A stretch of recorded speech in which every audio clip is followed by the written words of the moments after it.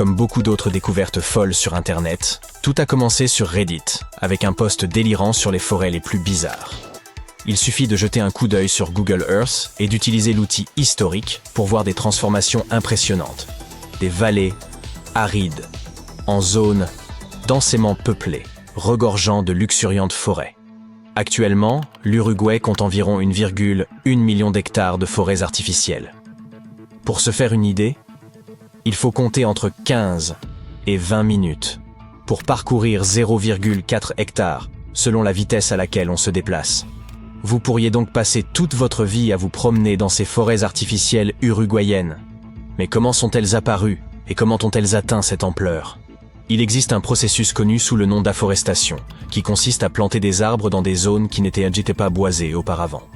Cette initiative a été mise en œuvre dans le cadre d'un vaste plan visant à accroître la couverture forestière du pays, ce qui permet à l'Uruguay d'exporter chaque année une quantité impressionnante de pâte à papier d'une valeur de 2 milliards de dollars. Alors que les forêts indigènes ne couvrent que 5% du pays, ces forêts artificielles en occupent 6%. Un autre aspect intéressant de ces forêts est qu'elles abritent des arbres qu'on ne pouvait pas trouver en Uruguay à l'origine. On a décidé d'y planter des eucalyptus qui donnent des résultats impressionnants en termes de rapidité de croissance.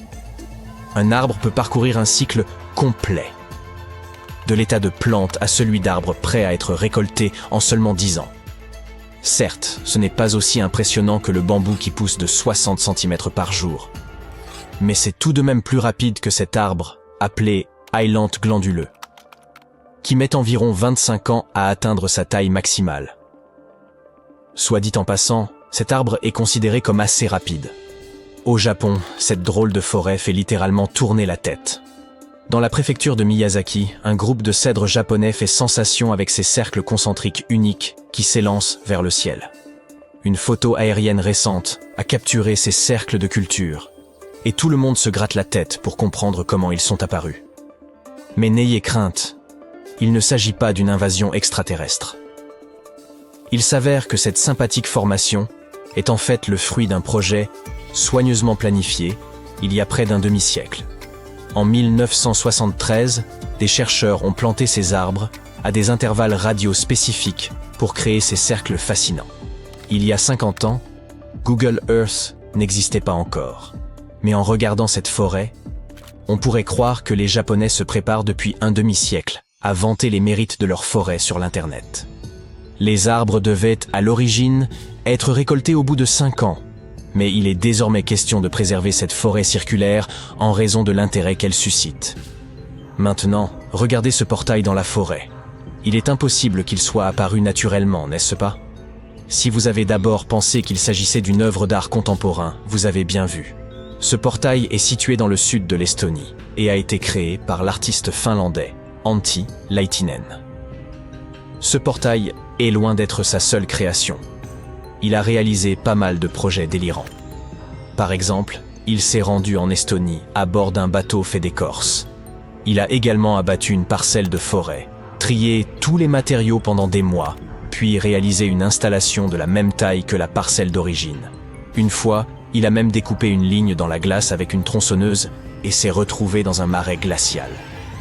Ce type sait vraiment comment surprendre les gens. La plupart de ses œuvres sont liées à la nature. Vous ne devriez donc pas être surpris que ce portail forestier soit une autre de ses créations. À votre avis, qu'est-ce que l'artiste a voulu communiquer avec ce portail? Dites-nous tout dans les commentaires. Les arbres sont quelque chose de droit par définition, n'est-ce pas?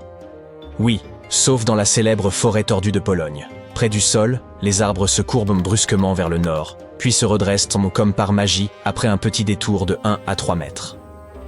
C'est comme s'ils dansaient le limbo, mais en pleine nature. La question de savoir comment ces arbres se sont retrouvés à faire des embardées comme s'ils étaient sur des montagnes russes n'est toujours pas résolue. Certains pensent que l'homme est intervenu pour créer des meubles originaux ou des matériaux de construction de bateaux, tandis que d'autres attribuent ce phénomène à une violente tempête de neige. Personne n'en est sûr. Quoi qu'il en soit, la forêt tordue est un lieu de prédilection pour les touristes et les amoureux de la nature. Si vous allez en Pologne, ne manquez pas de visiter cette merveille de la nature. Bienvenue dans la forêt des Gobelins, une zone magique située à East Egmont, qui vous donnera l'impression d'entrer dans un conte de fées. Cette forêt enchanteresse, également connue sous le nom de Kamahi Walk, est célèbre pour son abondance d'arbres Kamahi, qui donnent à la région une atmosphère à la fois étrange et stupéfiante. Lors de votre randonnée, vous serez entouré d'une belle verdure, d'arbres recouverts de mousse et de rayons de soleil qui rendent l'endroit absolument féerique. Un véritable rêve pour les photographes. Bien qu'il n'y ait pas de vrais lutins ni de créatures mythiques dans cette forêt, oui, je sais, c'est dommage, vous rencontrerez tout de même une grande variété d'espèces d'oiseaux indigènes. Les amateurs d'ornithologie seront aux anges lorsqu'ils verront tous ces amis à plumes volter autour d'eux. Vraiment merveilleux. Et si vous avez de la chance, vous pourrez même apercevoir des vers luisants sur les sentiers. Avec un réseau de sentiers de randonnée bien entretenu et adapté à tous les niveaux, la forêt des Gobelins est la destination idéale pour les aventuriers à la recherche d'une expérience magique en pleine nature. Alors, préparez vos sacs et partez explorer cette forêt enchantée pleine de merveilles. La forêt de nuages de Monteverde, au Costa Rica, n'est pas une forêt typique. Imaginez des ponts suspendus et des sentiers au-dessus de la cime des arbres. Les jours de brouillard, vous pouvez vous promener dans les nuages et vous imprégner d'une ambiance mystique. On appelle cette réserve la forêt de nuages, et il s'agit d'une véritable définition scientifique. Les forêts de nuages se distinguent des forêts ordinaires par plusieurs aspects. Tout d'abord, il s'agit généralement de forêts à feuilles persistantes qui ressemblent à des oasis tropicales, avec un voile constant de nuages de basse altitude qui couvrent la canopée. Ensuite, ce qui est aussi différent, c'est la mousse. Elle y est si abondante qu'on surnomme parfois ces endroits des forêts moussues. Pour en revenir à la forêt des nuages de Monteverde, elle est bien sûr plus impressionnante si vous la visitez un jour de brouillard. Mais même par temps clair, les vues sur la verdure luxuriante sont absolument époustouflantes. Si une forêt ordinaire vous semble un peu ennuyeuse, notre planète a quelque chose de plus amusant à vous offrir. Que diriez-vous d'une forêt sous-marine ? Que vous soyez un habitant de l'Oregon ou seulement de passage, le Clear Lake est un lieu de plongée qu'il vous faut absolument découvrir. Fidèle à son nom, le Clear Lake est à la hauteur de sa réputation, avec des eaux cristallines offrant jusqu'à 30 mètres de visibilité. C'est comme si vous nagiez dans une immense piscine. Mais attention, il y fait 3 degrés Celsius toute l'année. Non, je ne m'aventurerai pas là-dedans. C'est plus adapté pour les pingouins, je suppose. Enfin, ce lac est unique en raison de son histoire. Il a été formé il y a plus de 3000 ans, lorsque l'activité volcanique a réorienté une rivière, préservant des arbres que l'on peut encore voir aujourd'hui sous l'eau. Cette zone est connue sous le nom de forêt sous-marine. Vous y trouverez des arbres anciens dans les profondeurs, carrément chic pour une promenade, non ? À Madagascar, il n'y a pas de forêt mais une allée d'arbres. Et les arbres sont si majestueux que cette allée peut rivaliser avec la plus belle des forêts. Je veux parler de ces gigantesques baobabs. Imaginez un peu. Un tronçon de route de 300 mètres de long bordé de 20 à 25 baobabs énormes et mesurant environ 30 mètres de haut. En termes de hauteur, c'est comme si cette allée était bordée par toute une série de statues du Christ rédempteur de Rio. Même un homme d'1,90 m s'y sentirait tout petit. Si vous vous aventurez à seulement 7 km de là, vous trouverez les baobabs amoureux, 2 baobabs qui ont poussé l'un contre l'autre comme s'ils s'aimaient passionnément. La légende veut qu'ils représentent l'amour impossible de 2 jeunes villageois qui rêvaient d'une vie commune.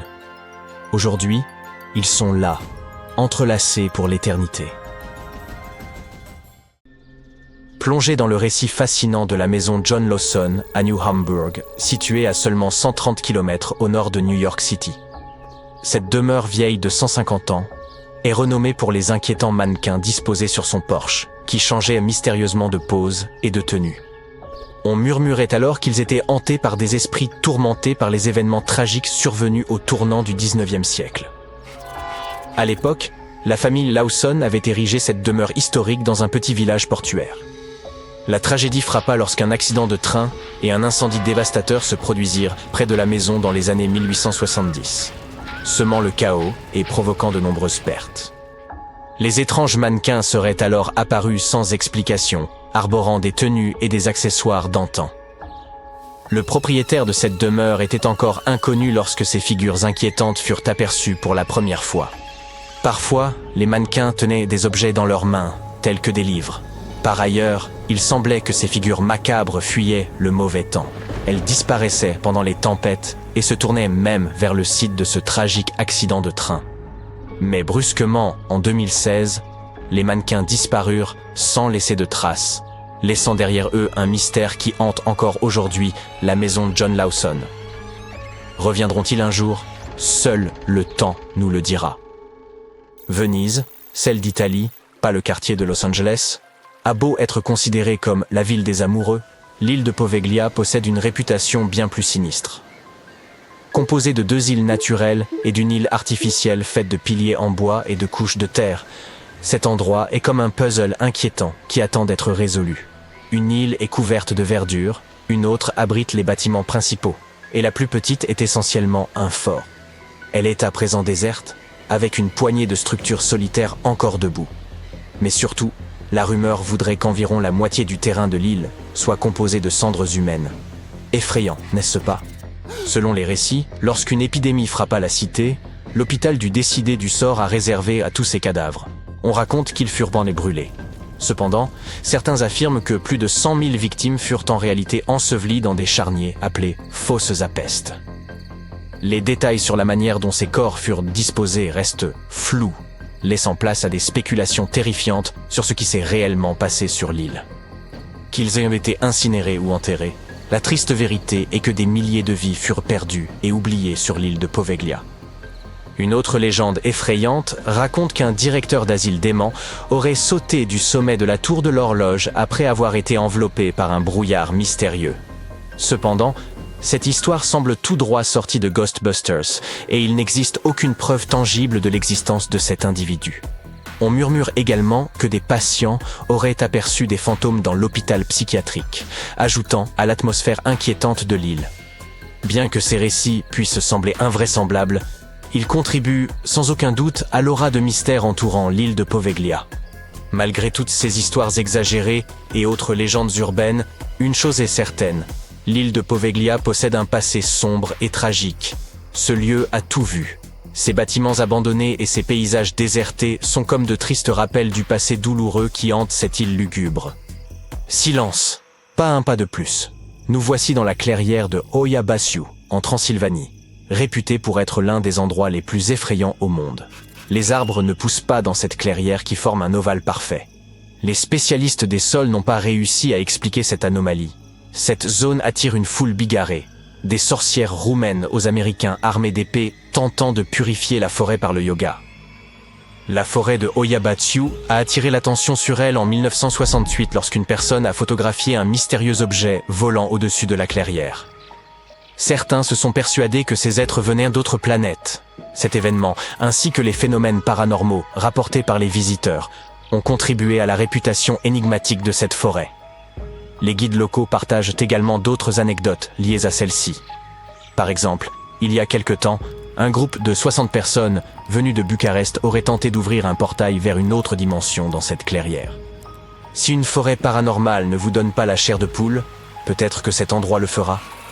Imaginez un village entier au fond du lac Lanier, le plus grand lac de Géorgie, et rempli d'une histoire secrète terrifiante. Terreur, fantômes et autres phénomènes paranormaux, tout y est. De nombreux récits terrifiants circulent au sujet du lac Lanier. Les pêcheurs ont dit avoir aperçu des kayaks fantomatiques, et des légendes évoquent des femmes sans main hantant le pont Jerry Jackson. De plus, le lac possède un sombre passé avec près de 500 décès depuis sa création, dont plus de 200 depuis 1994. Les habitants racontent des histoires de nageurs aguerris entraînés sous les eaux, d'accidents de bateaux inexplicables et de véhicules plongeant dans le lac sans raison apparente. Les locaux vous avertiront clairement, ne vous aventurez pas du côté du lac Lanier. Et au vu des statistiques, il est difficile de les contredire. Certains prétendent que le lac serait maudit, mais c'est à vous d'en juger. Le jardin des poisons est un lieu à la beauté trompeuse, et où le danger est tapi derrière chaque feuille. Abrité derrière de sinistres portails noirs dans le jardin d'Alnwick, vous y découvrirez une collection de plus de 100 plantes, non seulement toxiques, mais carrément mortelles. Pas de panique cependant. Il suffit de garder vos mains pour vous. Il est strictement interdit de renifler ou de grignoter. Parcourez des tunnels couverts de lierre et des parterres en forme de flammes, tout en vous plongeant dans l'histoire des poisons, et en écoutant des récits palpitants de cas célèbres. Préparez-vous à croiser des plantes aussi dangereuses que le laburnum, la belladone, et même la redoutable Gympie Gympie, réputée pour infliger des douleurs indescriptibles. Il existe d'ailleurs de nombreuses histoires au sujet de cette plante redoutée. Certaines sont peut-être exagérées, comme celle où l'on aurait utilisé ses feuilles comme papier toilette, aïe. Mais d'autres n'ont rien d'une plaisanterie, comme des chevaux devenant fous après s'y être frottés. Il existe même un récit tragique d'une personne décédée des suites de ses piqûres en Nouvelle-Guinée en 1922. Alors, osez visiter ce jardin empoisonné, mais souvenez-vous de rester à l'écart de toute plante qui pourrait sérieusement gâcher votre journée. Imaginez, vous passez vos vacances en Finlande, le pays le plus heureux du monde. Vous louez une voiture pour explorer les lacs. Que pourrait-il mal se passer? Soudain, vous vous retrouvez nez à nez avec plus d'1 millier de figures étrangement immobiles. Ces personnages sont vêtus de tenues colorées, mais il y a quelque chose d'inquiétant en eux. Leurs têtes sont dépourvues de traits, leurs corps sont en bois, et ils semblent tous fixer la même direction. C'est comme s'ils jouaient à une gigantesque partie d'1, 2, 3 soleils, mais où l'on aurait oublié de compter. Ces sentinelles silencieuses, connues sous le nom de The Silent People, intriguent et effraient les passants depuis 1988. Œuvre du danseur et chorégraphe Reijo Kela, elles étaient initialement installées à Lassila près d'Helsinki, avant de bouger pour s'établir à leur emplacement actuel en bordure de route. Pourquoi ce déménagement? Peut-être ces figures en quête de tranquillité souhaitaient-elles échapper au tumulte de la grande ville. Personne ne sait vraiment ce que représentent ces personnages à tête de tourbe et aux cheveux de paille. Certains les trouvent inquiétants, comme s'ils épiaient chaque mouvement. D'autres les trouvent mélancoliques, comme un groupe d'amis attendant indéfiniment un bus qui ne viendra jamais. Mais c'est là toute la magie de l'art. Il est ouvert à l'interprétation, et l'on plaisante même sur le fait que ces épouvantails possèdent un goût vestimentaire supérieur à celui de bien des gens. En prime, un café adjacent sert des crêpes traditionnelles, de quoi apaiser votre faim en dépit du malaise ambiant. Dans le grand nord de l'Australie, une montagne de granit inquiétante, surnommée le Triangle des Bermudes australiens, défie les explorateurs depuis le 19e siècle.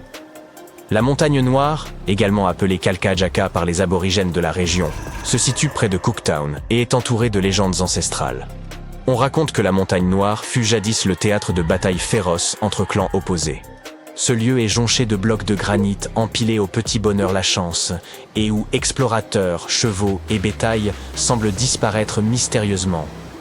Pendant des années, la sinistre réputation de la montagne noire a semé la terreur, jusqu'à ce que des recherches récentes lèvent enfin le voile sur ces mystères.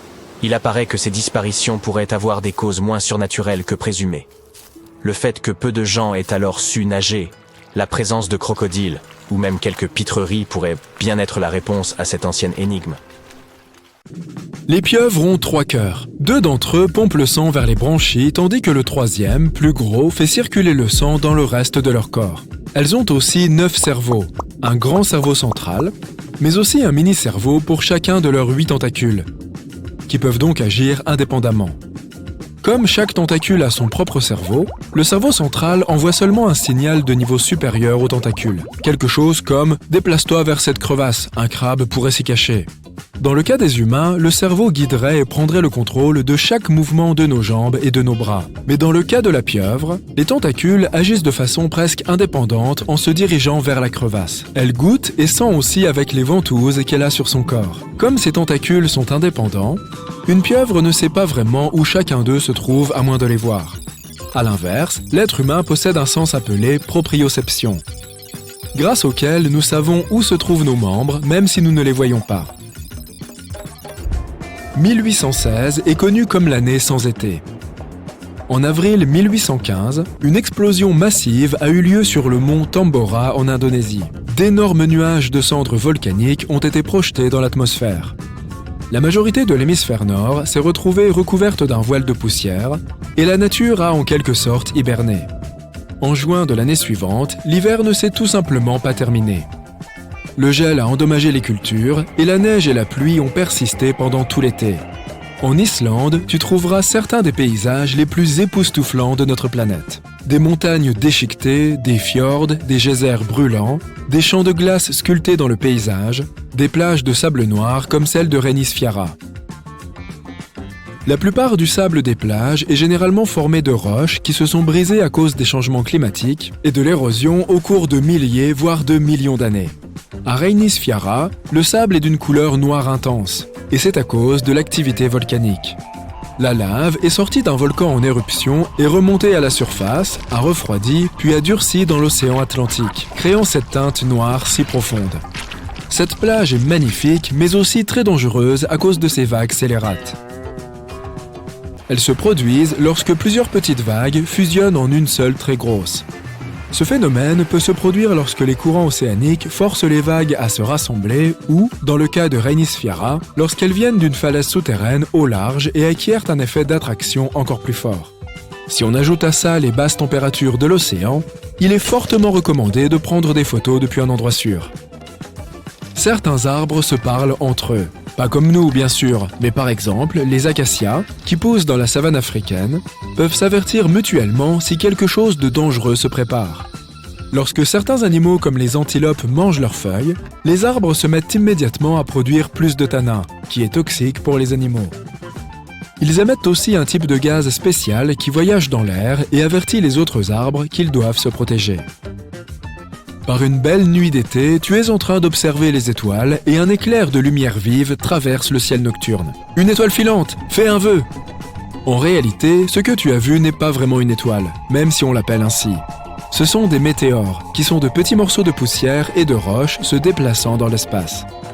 Lorsqu'ils traversent notre atmosphère, ils provoquent ce qu'on appelle de la friction, ce qui les fait briller. De plus, la friction provoque de la chaleur. La poussière et les roches deviennent extrêmement chaudes lorsqu'elles traversent l'atmosphère.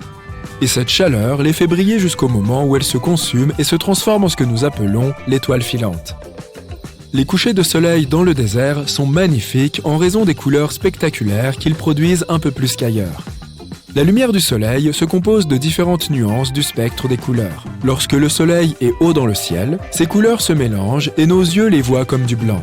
Mais lorsque le soleil descend plus bas, ces rayons doivent traverser une couche d'atmosphère plus épaisse avant de nous parvenir. L'atmosphère disperse alors les longueurs d'onde de lumière plus courtes, comme le bleu et le violet, avant même que nous puissions les voir. C'est pourquoi les longueurs d'onde plus longues, comme l'orange et le rouge, ressortent. Dans les environnements urbains, la pollution atmosphérique peut rendre les couleurs du coucher de soleil plus ternes qu'ailleurs. L'air pur des déserts permet aux couleurs vives provenant du soleil de briller au crépuscule. De plus, l'humidité, la vapeur d'eau et les nuages chargés de pluie peut atténuer les teintes du coucher de soleil. Comme il y a très peu d'humidité dans le désert, les nuages fins et vaporeux filtrent et reflètent la lumière du soleil au lieu de la bloquer. Le bambou pousse très vite. C'est même la plante qui pousse le plus vite sur Terre. Et elle peut grandir d'environ 1,50 m en une seule journée. On en trouve dans des forêts denses où seule une faible quantité de lumière atteint le sol, ce qui signifie que le bambou subit une forte attraction vers le haut pour atteindre la lumière du soleil aussi vite que possible. Une tige souterraine relie les pousses de bambou à leur plante mère, donc la pousse n'a pas vraiment besoin de ses propres feuilles avant d'atteindre sa taille maximale. De plus, le bambou pousse plus vite que les autres plantes car il ne perd pas son temps et son énergie à faire pousser des anneaux qui épaississent la tige. C'est juste un mince bâton creux qui pousse tout droit. Certains grands arbres ont un système de racines peu profond, parfois même de seulement 25 cm dans le sol. Les racines ont généralement besoin d'accéder à l'oxygène et à l'eau, et elles les trouvent principalement dans des poches souterraines spéciales appelées pores du sol. Lorsqu'un arbre bénéficie de conditions d'humidité et de sol idéales, il peut envoyer des racines plus profondément sous la surface et obtenir ce dont il a besoin. Mais la plupart du temps, les conditions ne sont pas idéales, compte tenu de la roche-mère, des pierres et du sol compact qui empêchent les racines de descendre. De tels obstacles empêchent également les racines d'obtenir l'oxygène nécessaire. Alors, quand la vie devient difficile, l'arbre choisira une option plus facile. Ses racines resteront près de la surface et s'étendront dans différentes directions. La sécheresse est une autre raison pour laquelle les arbres peuvent avoir des systèmes racinaires peu profonds. En restant plus près de la surface, ils peuvent récupérer l'eau de pluie plus facilement. Les plantes sont exposées à la lumière du soleil la plupart du temps, mais elles ne prennent pas de coups de soleil pour autant. Elles sont apparues sur Terre il y a environ 700 millions d'années, et l'une des choses essentielles dont elles avaient besoin pour survivre était quelque chose qui les protégerait des rayons ultraviolets provenant du soleil. Celles qui vivaient sous l'eau avaient l'eau comme protection. Les rayons UV sont principalement responsables des coups de soleil. C'est pourquoi les plantes terrestres ont développé une protéine spéciale qui les détecte. Cette protéine envoie des signaux aux cellules pour protéger la plante des dommages et des effets des rayons UV. En gros, c'est comme si elles produisaient leur propre écran solaire naturel. Mais cela ne signifie pas toujours qu'elles sont protégées à 100%. Tu as déjà entendu dire que si tu arroses tes plantes en plein soleil de midi, cela peut leur provoquer un coup de soleil? Certains pensent que les gouttelettes d'eau agissent comme de minuscules lentilles qui concentrent la lumière du soleil sur la surface de la feuille. En réalité, ce n'est pas suffisant pour concentrer réellement la lumière du soleil d'une gouttelette d'eau sur la surface d'une feuille. Cela étant dit, leur écran solaire naturel ne signifie pas non plus une protection totale. Une trop grande exposition aux rayons UV endommage les cellules des feuilles et de l'écorce de la majorité des plantes. Le noyau de la Terre est aussi chaud que la surface du Soleil. On pourrait croire qu'il pourrait facilement faire fondre notre planète entière, surtout que le noyau n'est qu'à 2900 km de la surface. Si le Soleil était si proche de nous, nous serions rôtis en un instant. Mais nous sommes toujours en vie parce que le centre de la Terre est entouré d'un manteau de roches principalement solide. La croûte sur laquelle nous marchons flotte en fait sur ce manteau et nous protège. Si le Soleil était plus proche, nous n'aurions que l'espace vide pour nous protéger. De plus, pour faire fondre la planète entière, il faudrait beaucoup plus d'énergie que la chaleur de son noyau. La mer, cette bête aquatique implacable, défie depuis des siècles toutes les tentatives pour la dompter. De nombreux navires poussés par le vent ont traversé les régions les plus rudes du monde. Certains ont survécu à la bataille livrée avec la mer et beaucoup s'en sont même tirés à bon compte. Voici une histoire, 1834. Un navire appelé le Pilgrim met le cap sur la Californie et Boston. Le voyage contournera l'Amérique du Sud et passera ensuite le Cap Horn au Chili. Richard s'engage comme marin marchand à bord du Pilgrim. C'est son premier voyage en mer. L'équipage lui raconte des histoires sur le passage de Drake au passage du Cap Horn, une route légendaire pour sa dangerosité. D'innombrables navires et marins ont disparu dans ces eaux. Depuis sa découverte en 1526, le Cap Horn est devenu rapidement connu de tous ceux qui l'ont emprunté comme le test ultime des compétences de tout marin et de la force de tout navire. Ceux qui ont survécu au voyage considèrent le Cap Horn comme le cauchemar des mers. Jack, le timonier, un vétéran chevronné, dirige le navire vers cette route extrêmement dangereuse. Jack est à bord du Pilgrim depuis sa première mise en service en 1825. Il est passé par là de nombreuses fois, apprenant à chaque fois une leçon différente des épreuves que lui a fait subir la mer. Le Pilgrim a été remis en état depuis son dernier voyage, il y a 1 an. Richard apprécie l'expérience de Jack, étant donné que c'est son premier voyage en mer. Jack rassure Richard quant à la fiabilité du Pilgrim, même s'il ne s'agit que d'un petit brick en bois avec 2 mâts. Jack est conscient que les navires en bois deviennent progressivement obsolètes, remplacés par de nouveaux navires à vapeur. Mais Jack préfère la maniabilité du Pilgrim et le préfère de loin aux navires en acier. Richard est ravi d'être à bord. Il y a tellement de choses à explorer dans la vie d'un marin marchand, mais il a du mal à trouver son pied marin sur le bateau. Les vents violents font avancer le Pilgrim plus rapidement, ce qui permet à Richard de se familiariser rapidement avec la vie en mer. En même temps, rien ne peut le préparer à ce qu'il va vivre au Cap Horn. C'est la pointe de terre la plus au sud avant l'Antarctique. L'espace entre le continent glacé et le Cap Horn contient le tristement célèbre passage de Drake. Environ 1100 km entre le Cap Horn et la péninsule antarctique. Les vents puissants permettent un voyage constant et régulier vers le Cap Horn. Mais comme Jack le dit à Richard, les vents sont plus concentrés dans le passage de Drake. Ils créent un effet d'entonnoir et deviennent plus forts et plus imprévisibles. Richard n'est pas sûr de ce que cela pourrait signifier pour le Pilgrim, mais comprend qu'il n'y a pas de route plus facile pour voyager autour de l'Amérique du Sud. Quelques jours passent. Le Pilgrim navigue près des nombreuses îles qui constituent la côte ouest du Chili. Bien que la mer soit relativement calme, Richard continue de souffrir de son manque de pieds marins. Ses mouvements ne sont toujours pas très assurés. Le pont, qui oscille constamment, se soulève et s'abaisse, et Richard a du mal à s'habituer à ce mouvement. De grosses vagues irrégulières frappent le Pilgrim sous tous les angles. Le navire s'approche rapidement du Cap Horn. Richard regarde vers de grands nuages noirs et orageux au loin. « Bienvenue au Cap Horn », dit Jack en souriant à moitié. Le sourire ironique sur son visage disparaît rapidement. L'homme devient sérieux, sachant ce qui les attend tous. Des vents plus forts commencent à gonfler les voiles, tandis que l'équipage s'efforce à s'accrocher au cordage. Richard tente désespérément de régler les voiles arrière pour s'adapter au changement constant des vents violents du sud. Jack tient fermement la barre, conscient de l'importance de son rôle. Il se méfie de la houle, elle peut se former très rapidement au fur et à mesure qu'ils vont vers le sud. Il est crucial que le Pilgrim ne s'aventure pas trop près du cap quand ils approchent. La grande obscurité qui était au loin est maintenant tout autour d'eux et remplit le ciel dans toutes les directions. Les nuages noircis projettent de la pluie et de la grêle sur l'équipage qui tente de résister au temps déchaîné. Le capitaine dirige Jack à la barre et change la direction du navire. La température a considérablement baissé. Il essaie de garder l'eau loin de ses yeux et se tourne vers la proue bâbord afin d'offrir à son visage une brève pause de la torture du vent. En regardant au loin, l'homme voit le Horn, seul, entouré de brume. C'est une vision obsédante. Il dirige le pèlerin le long de la côte du Horn, au fur et à mesure que la distance se réduit. Les vagues diminuent en hauteur, car les profondeurs deviennent plus petites. Mais ces vagues sont beaucoup plus raides, et leur angle peut causer plus de dommages au navire en bois. Jack ne sait pas combien de ces vagues le Pilgrim peut supporter avant que la coque se brise. Richard, toujours posté aux voiles arrière, regarde l'eau et les icebergs qui flottent au loin. Il n'est pas sûr de leur taille réelle, puisqu'ils sont pour la plupart cachés sous l'eau. Mais il sait qu'il doit alerter Jack si l'un d'entre eux s'approche trop près.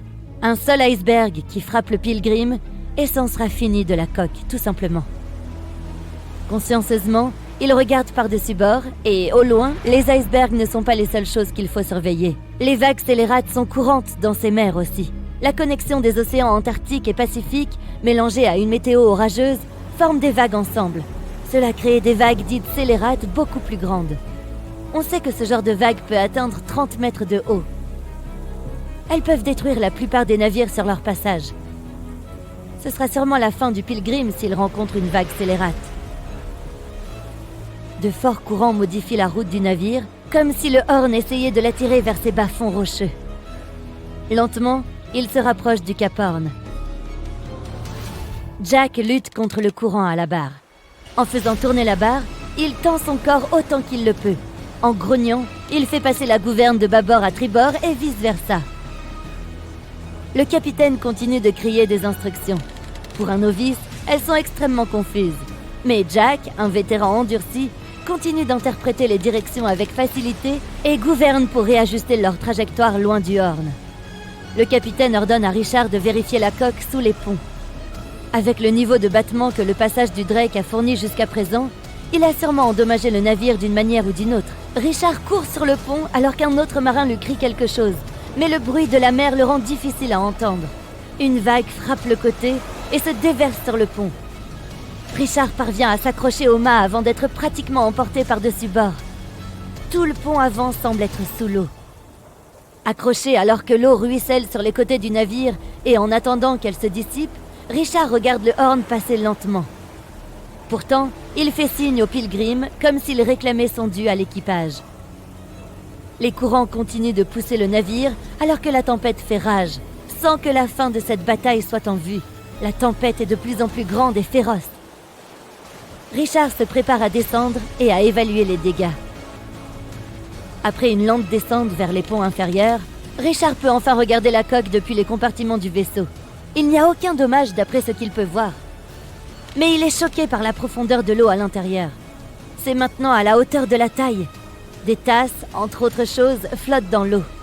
Mais, même à l'intérieur du bateau, le gars ne peut pas échapper aux vagues. Incapable de donner un sens à tout cela, il reste figé et écoute la toute-puissance de Mère Nature à l'extérieur. La mer rugit encore plus fort et les vagues frappent constamment la coque. Cela ressemble à un sombre battement de tambour, un lent compte à rebours vers la disparition du Pilgrim. Richard se force à revenir à la terreur des ponts supérieurs en s'agrippant aux rambardes pour franchir avec précaution les escaliers glissants. Il oublie les craquements inquiétants des ponts en bois. Ils sont bientôt remplacés par les sons tendus des cordes, les cris des autres marins et le rugissement assourdissant de la mer qui s'écrase tout autour de lui. Jack est à la barre, concentré sur son rôle, luttant toujours contre le vent et les vagues, même avec la glace et le givre en plus. Il semble que le monde qui l'entoure s'est mis en tête de détourner l'homme de son devoir, mais Jack continue avec détermination. Pendant 9 jours, le Pilgrim se bat contre les changements incessants du climat, affrontant toutes sortes d'obstacles. Mais le navire réussit à s'en sortir. Après avoir laissé la tempête derrière lui, l'équipage met le cap sur le nord pour atteindre sa destination finale. La vue du soleil à travers les nuages sombres est le plus grand soulagement que Richard ait jamais ressenti. Malheureusement, Richard a perdu ses rations à un moment donné pendant la tempête. En mer, si tu perds tes rations, c'est ta propre malchance. Heureusement, Jack est assez gentil pour partager certaines des siennes. Puna au Pérou. C'est un désert vide, une terre rocailleuse et un grand rien. Ah non, attends, il y a la yareta. La yareta est une plante à fleurs tellement particulière qu'on pourrait croire qu'elle a été photoshopée. C'est dire à quel point elle est différente du reste du désert. À première vue, on dirait des rochers couverts de mousse. Mais il s'agit d'une plante vieille de 3000 ans, que l'on trouve dans les prairies gelées de la Puna, dans les Andes. Cette plante pousse en groupe, et elles sont si denses que tu pourrais te tenir sur un arbuste de yareta et il supporterait ton poids sans problème. Le Spotted Lake au Canada. Certains l'appellent le lieu le plus magique du Canada. En hiver et au printemps, ce n'est qu'un lac ordinaire qui ressemble à n'importe quel autre. Mais essaie d'y aller en été, quand l'eau commence à s'évaporer. Tu auras l'impression d'entrer dans un autre monde. Un paysage avec des taches bleues, vertes et jaunes. En été, il y a plus de 300 piscines et elles sont magiques. Au cours des siècles, les gens ont toujours cru que chacune d'entre elles avait des propriétés curatives différentes. Oh, et l'explication de ces couleurs vives est purement scientifique. Chacune d'entre elles a une forte concentration de minéraux différents. Rio Tinto en Espagne. Depuis plus de 5000 ans, le fleuve Rouge est entouré de mines de cuivre, d'argent, d'or et d'autres minéraux. Ces minéraux donnent à la rivière sa couleur rougeâtre si particulière. Les gens ont exploité cette région pendant des siècles, jusqu'à ce que toute l'industrie commence à disparaître. Les mines sont restées abandonnées jusqu'à leur redécouverte au XVIIIe siècle. La rivière est assez impressionnante, mais elle est aussi très dangereuse pour les humains en raison de sa forte acidité. Les bactéries présentes dans l'eau créent des conditions similaires à celles que l'on peut trouver dans d'autres endroits de notre système solaire. Par exemple, les scientifiques pensent qu'il y a une chose assez identique sur l'une des lunes de Jupiter, Europe. Un océan acide est caché sous la surface de la Lune. La baie de Toyama. Si tu te promènes le long de la côte de la baie de Toyama au Japon, tu auras peut-être la chance de voir une lumière bleu néon du genre mystique.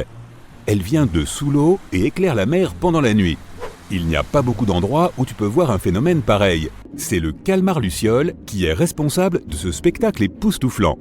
Cette créature habite à une profondeur de plus de 200 mètres sous la surface. Mais au printemps, ils se regroupent près de la côte. Parfois, les vagues les emportent même jusqu'au rivage. La lumière que ces animaux émettent est en fait un camouflage qui les aide à se cacher et à se protéger. Pendant la journée, les calmars retournent dans les profondeurs, mais la nuit, ils reviennent faire la fête près du rivage. La lumière qu'ils produisent n'est pas suffisamment forte pour pouvoir lire un livre dans le noir, mais elle est tout de même assez impressionnante. Fly Geyser, Nevada, aux États-Unis. Imagine que tu es dans une fusée spatiale. À un moment donné, tu réalises que tu es entré dans l'atmosphère d'une planète inconnue. Tu n'as même pas vu qu'elle était là. La gravité de la planète commence à tirer ta fusée vers le bas. Bientôt, elle s'écrase sur sa surface. Heureusement, ton vaisseau spatial est assez solide et reste intact. Alors tu enfiles ta combinaison spatiale et tu vas voir dehors en rampant. Juste devant toi, il y a quelque chose que tu n'avais jamais vu auparavant. Une nature incroyable, des couleurs extraordinaires et un truc bizarre qui ressemble à une montagne. Et soudain, il crache une colonne d'eau bouillante. Tu secoues la tête, encore ton imagination débordante. Tu es en fait dans le Nevada, en train de regarder le Fly Ranch Geyser. Ne sois pas déçu, il est quand même incroyable. Ce geyser est apparu dans les années 1960, lorsqu'une compagnie d'énergie géothermique a effectué un forage. Cela a permis à la nappe phréatique de s'échapper. Et les couleurs sont similaires à celles que tu peux voir dans le parc national de Yellowstone, et c'est tout simplement à cause des algues. En parlant de Yellowstone, c'est un autre endroit qui semble avoir été extrait d'une autre galaxie. Sur une superficie plus grande que les États du Delaware et du Rhode Island réunis, on trouve plus de 10 000 structures hydrothermales. 500 geysers et des chutes d'eau incroyables. Tsingy de Bemaraha à Madagascar. Voici un endroit où tu peux facilement t'imaginer en train de tomber nez à nez avec des animaux très anciens. Tu peux presque les voir se cacher parmi les rochers pointus qui montent jusqu'à 100 mètres. La moitié de ce parc national est recouverte de forêt et l'autre moitié est constituée de rochers formés par l'érosion de l'eau. L'endroit abrite de nombreux animaux comme des caméléons, des iguanes, des grenouilles et de nombreuses espèces de lémuriens. Glacier Vatnajökull en Islande. Dans ta quête pour découvrir les merveilles extraterrestres de notre planète, n'oublie pas de passer par l'Islande. Tu y trouveras le plus grand glacier de toute l'Europe. À certains endroits, la glace peut avoir plus de 914 mètres d'épaisseur. Vatnajökull possède 30 glaciers émissaires prêts à être explorés. Ce sont des canaux de glace qui autrefois sortaient d'une calotte glaciaire mais restaient coincés dans les limites de la vallée. Quant aux célèbres grottes de glace islandaises, elles se forment lorsque l'eau de fonte traverse un glacier en essayant de remonter jusqu'à la surface. Cela se produit généralement en été, lorsque les températures sont plus élevées et que le flux d'eau est plus intense. Lorsque les températures baissent, l'eau gèle. C'est ainsi que les grottes se forment.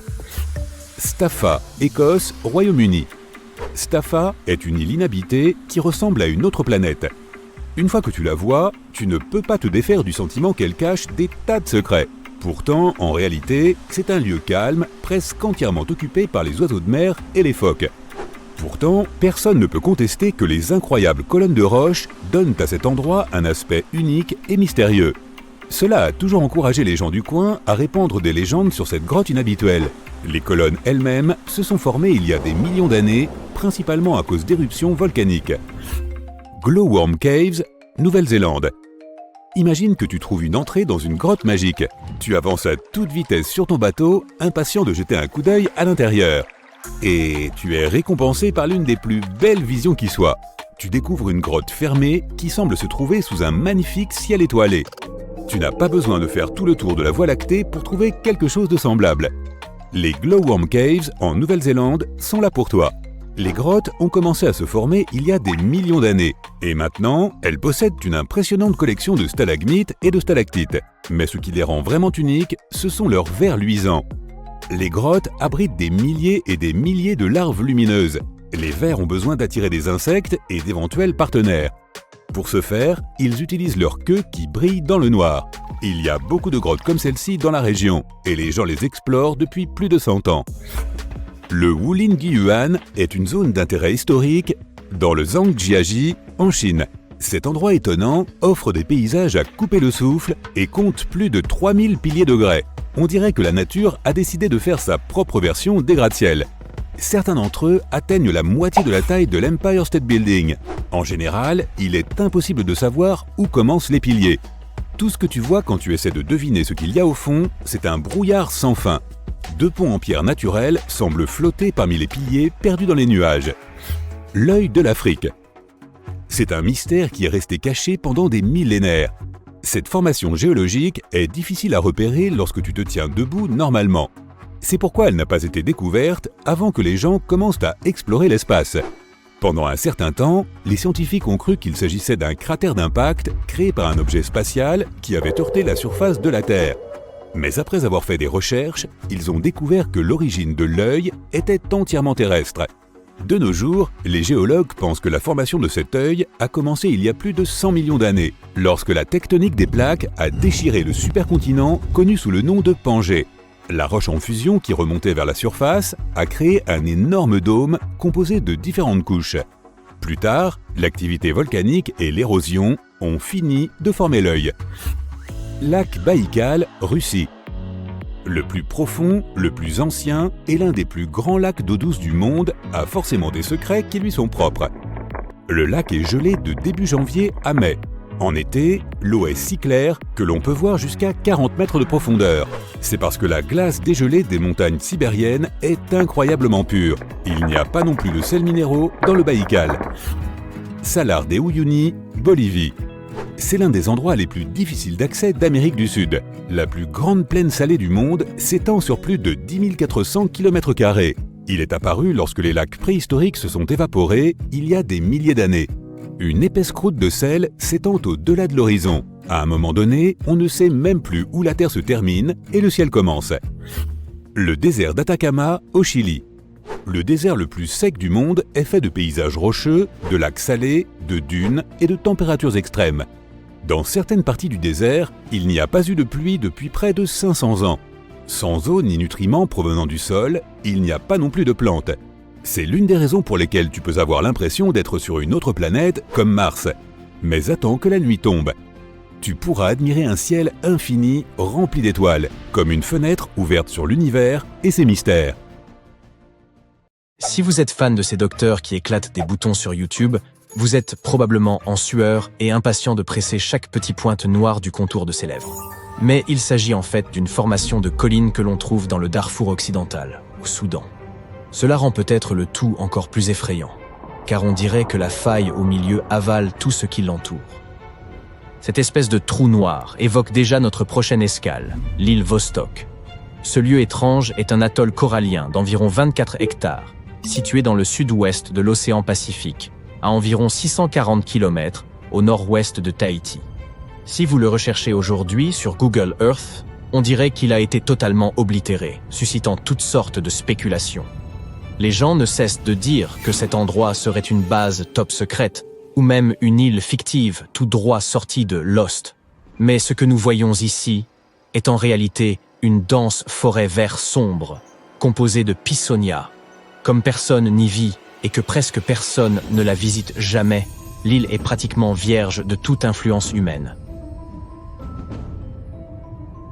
Cette immense étoile, à moins que ce ne soit un mandala, se situe juste à l'extérieur de Beatty, dans le Nevada. Elle a rendu les internautes perplexes, ceux-ci cherchant à déterminer si c'était la trace d'une sorte d'activité extraterrestre.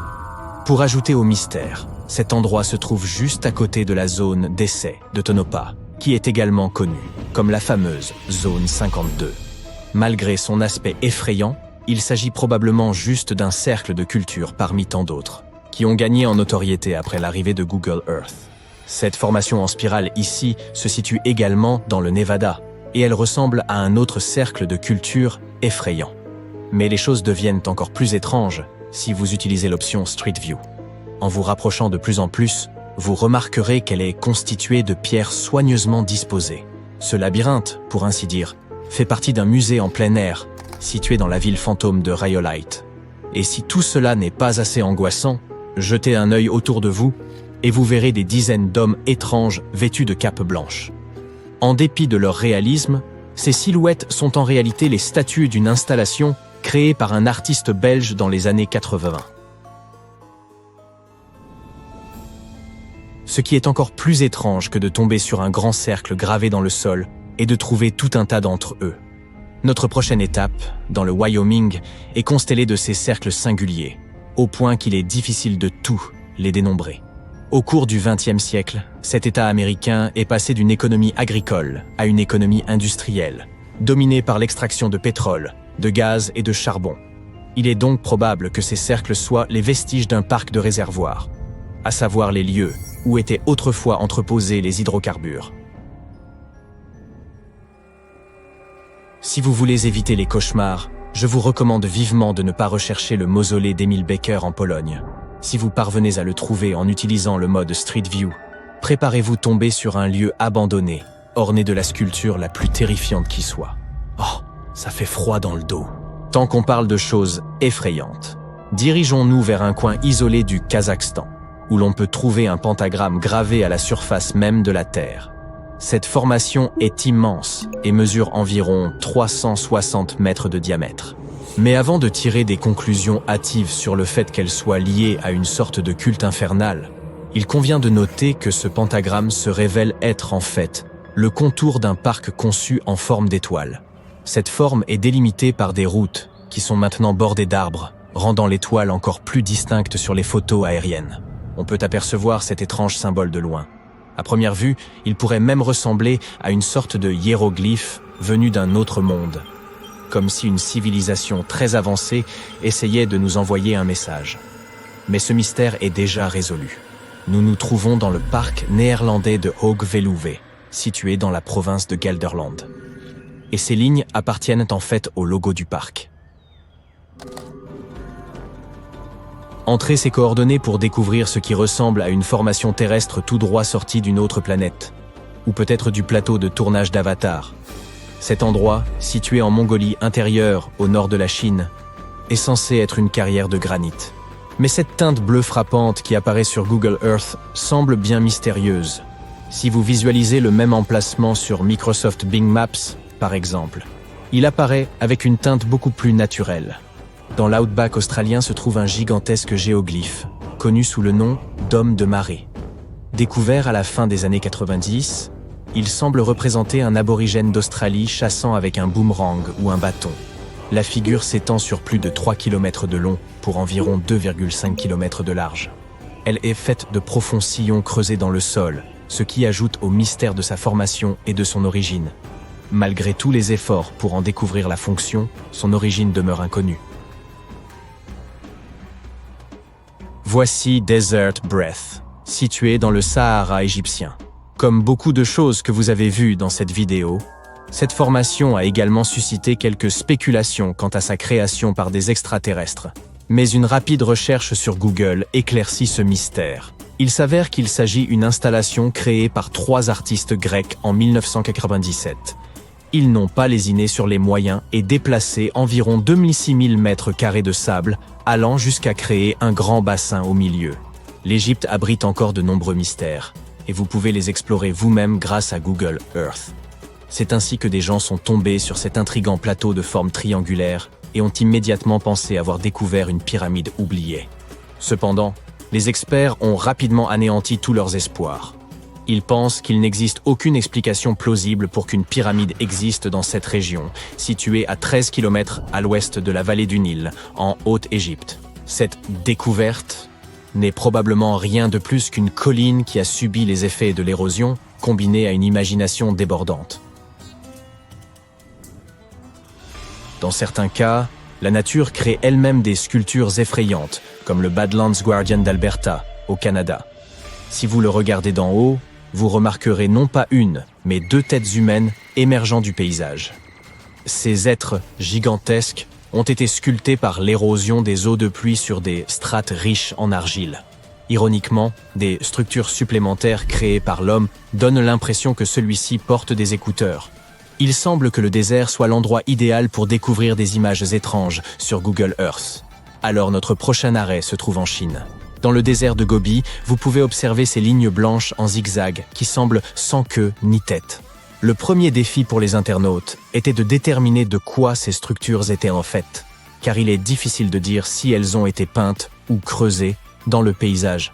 Il y a encore bon nombre de spéculations à ce sujet sur Internet, mais l'explication la plus plausible est que cette structure soit utilisée pour calibrer les satellites.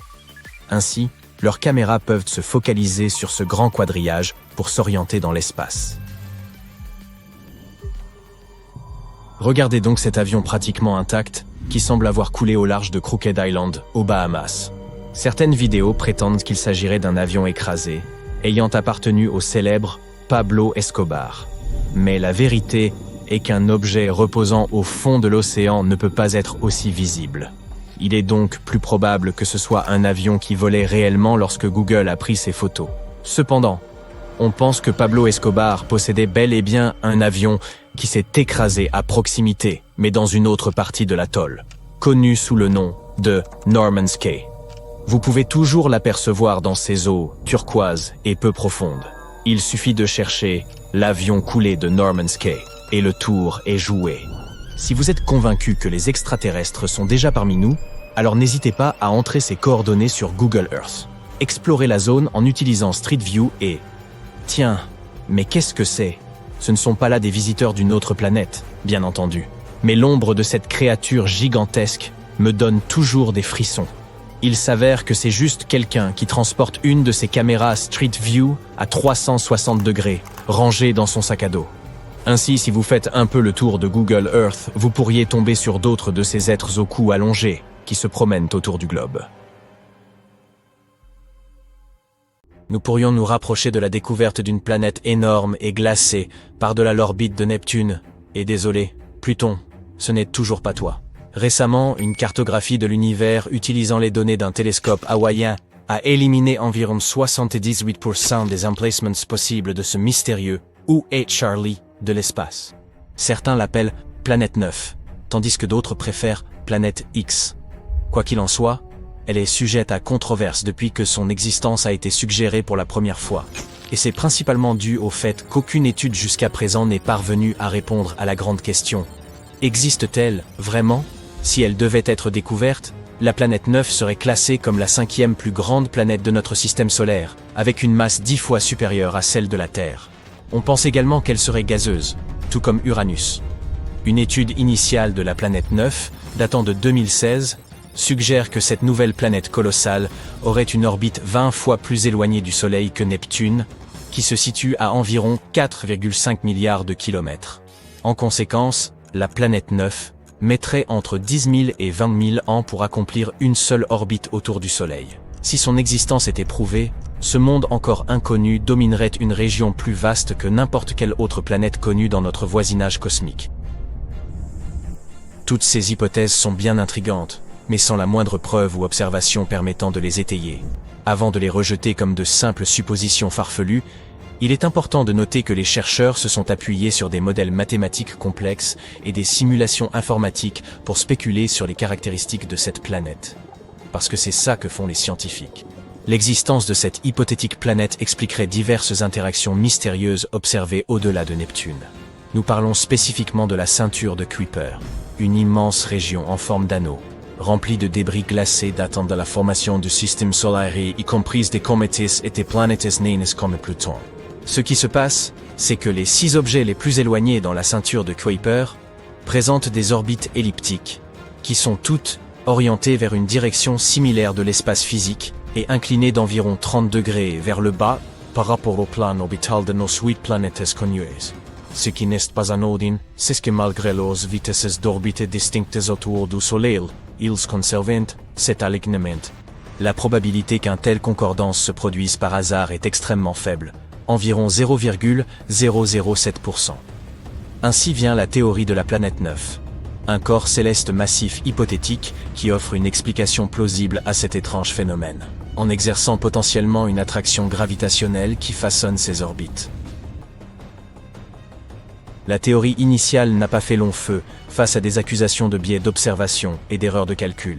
Puis, en 2017, une autre étude a émergé, ravivant l'idée que peut-être, après tout, la planète 9 se trouverait bien là quelque part. Cette fois, des astronomes espagnols ont tenté une approche innovante, en se concentrant sur l'observation d'objets transneptuniens extrêmes.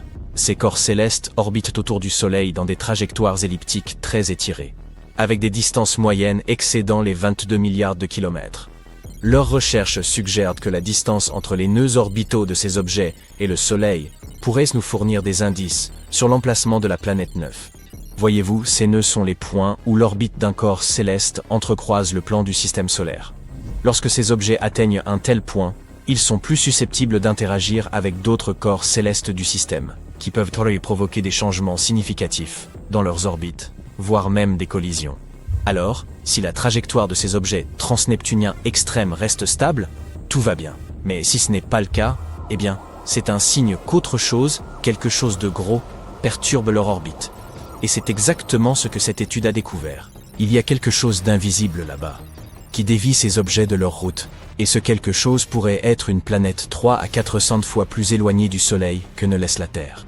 À ce jour, l'étude des objets transneptuniens extrêmes est la preuve la plus tangible que nous ayons de l'existence de la planète 9. Et si vous n'êtes toujours pas convaincu par cette théorie, sachez que des mouvements étranges comme ceux-ci ont déjà conduit à la découverte de planètes par le passé.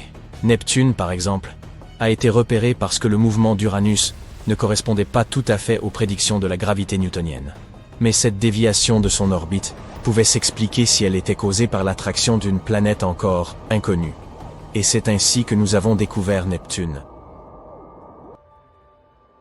Avançons jusqu'en 2021, et le débat persiste autour de la mystérieuse planète 9.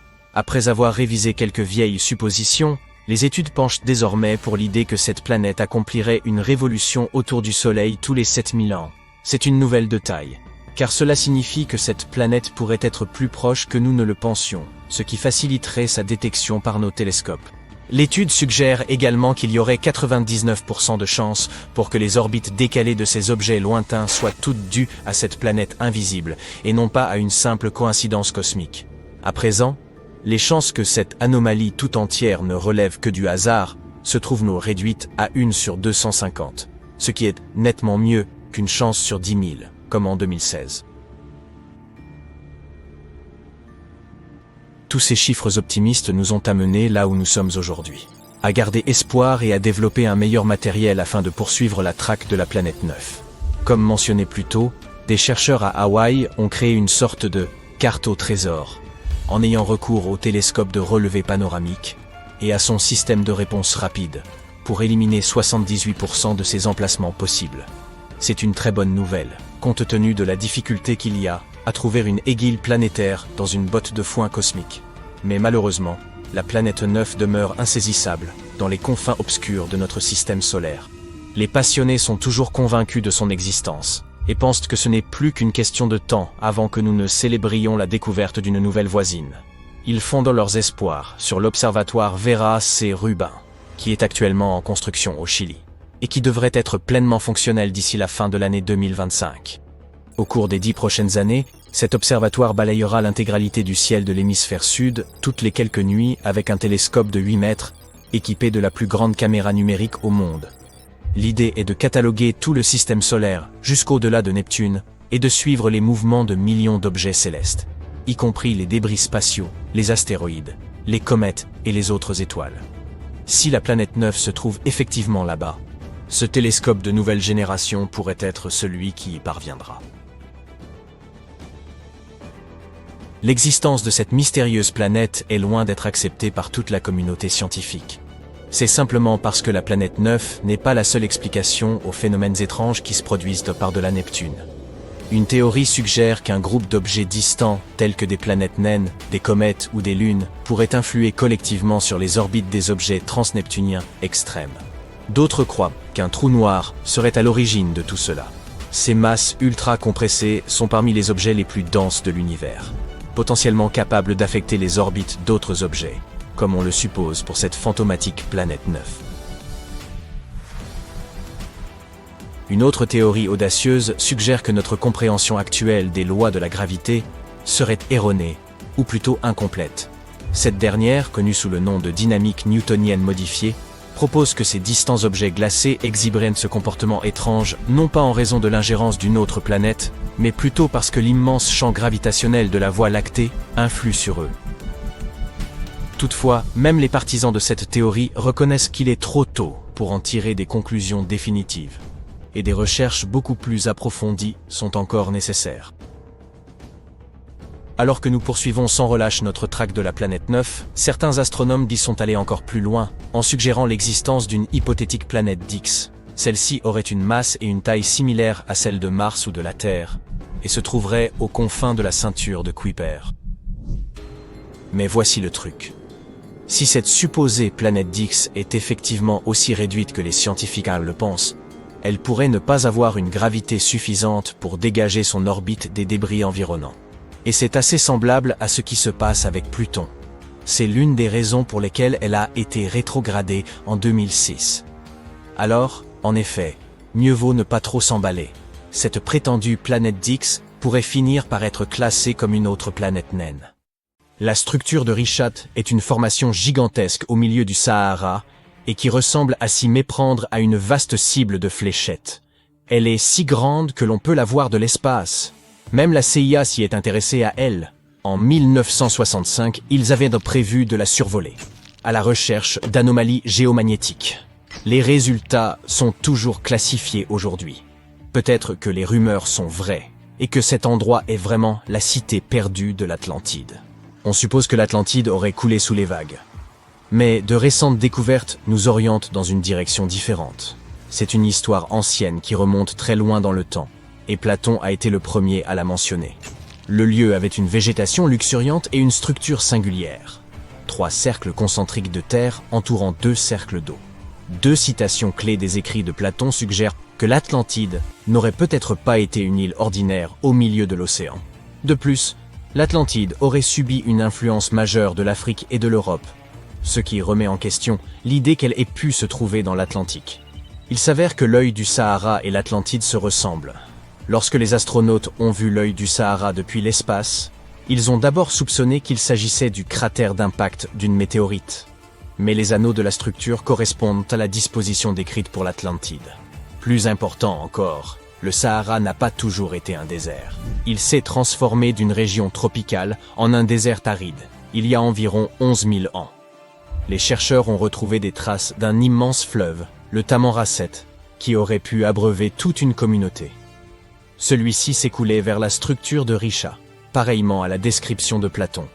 La voie maritime transsaharienne traversait le Sahara il y a 50 à 100 millions d'années, et l'on prétend que la mer aurait détruit l'Atlantide il y a environ 11 500 ans, probablement en raison d'une montée rapide du niveau de la mer causée par la fin de l'ère glaciaire. L'imagerie satellite de la NASA montre des motifs qui concordent avec cette théorie. Ces cercles concentriques pourraient être la clé permettant de dévoiler les secrets de l'évolution de notre planète au cours de millions d'années. Ils ont été façonnés par l'érosion de plusieurs couches de roches résistantes, créant un motif étrange fait de crêtes et de ravins. Le pic principal se dresse fièrement à 400 mètres de haut. La partie centrale a subi une transformation significative due à l'érosion, développant une structure circulaire avec un pic élevé. Contrairement au cratère d'impact, l'œil du Sahara présente une symétrie et un équilibre frappants.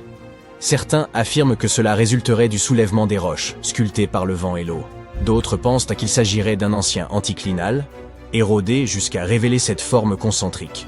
Ensuite, il y a la théorie du dôme de sel, suggérant que c'est la flottabilité du sel qui aurait sculpté cette merveille. Les techniques de datation ont prouvé qu'elle s'était formée il y a 252 à 541 millions d'années.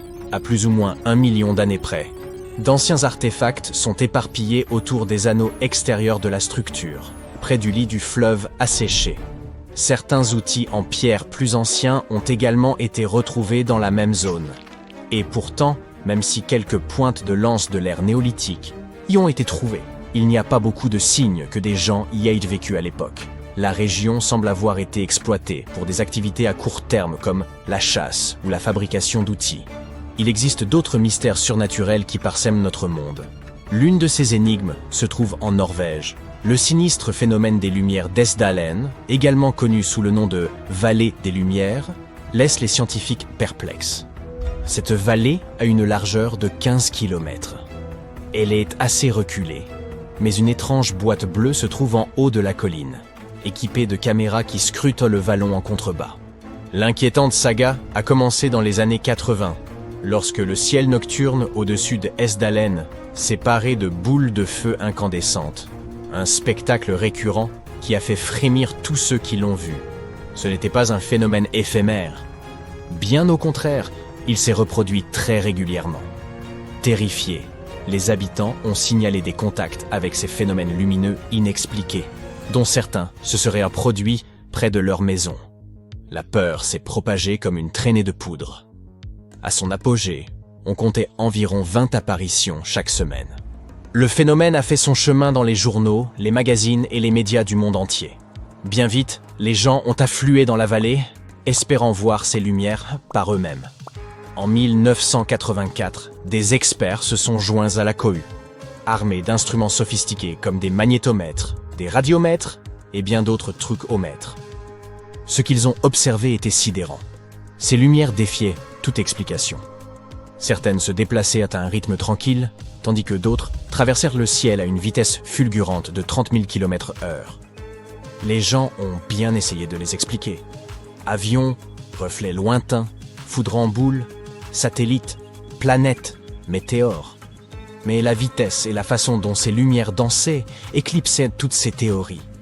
Nous nous approchons lentement d'un autre lieu mystérieux. C'est le plus grand lac subglaciaire parmi les 675 lacs connus d'Antarctique.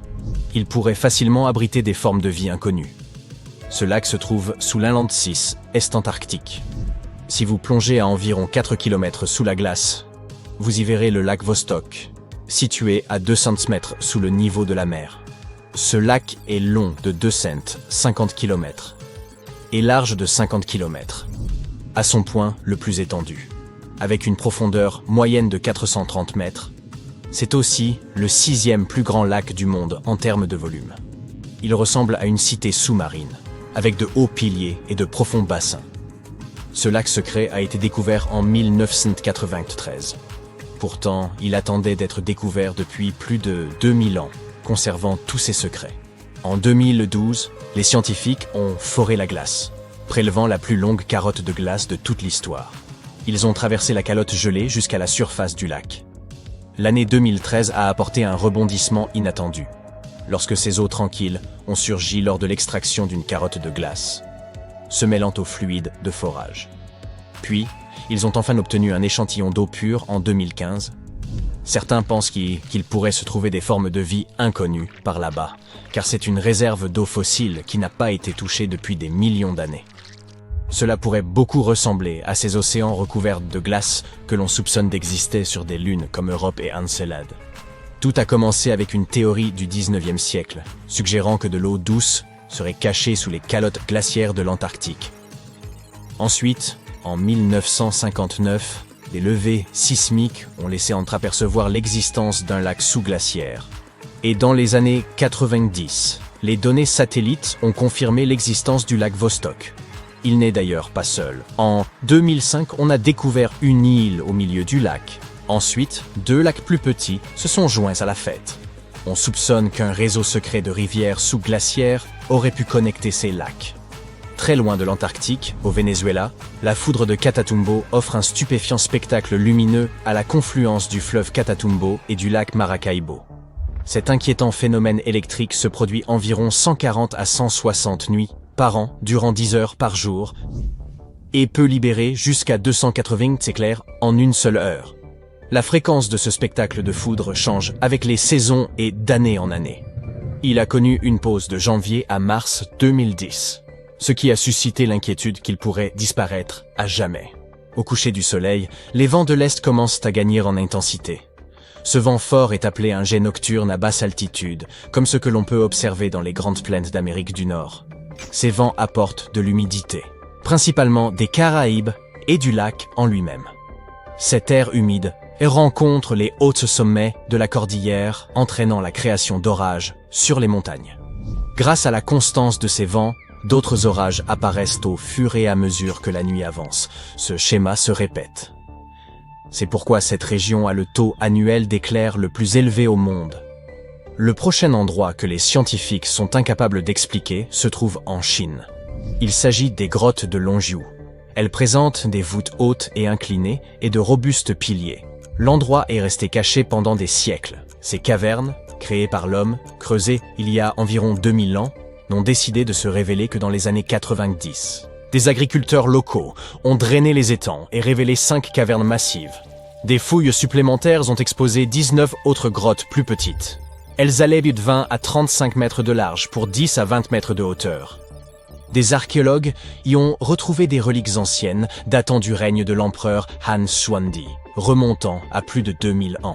Comment ces grottes ont-elles survécu pendant plus de 2 millénaires sans s'effondrer? Aucune trace écrite n'explique la manière dont elles ont été conçues.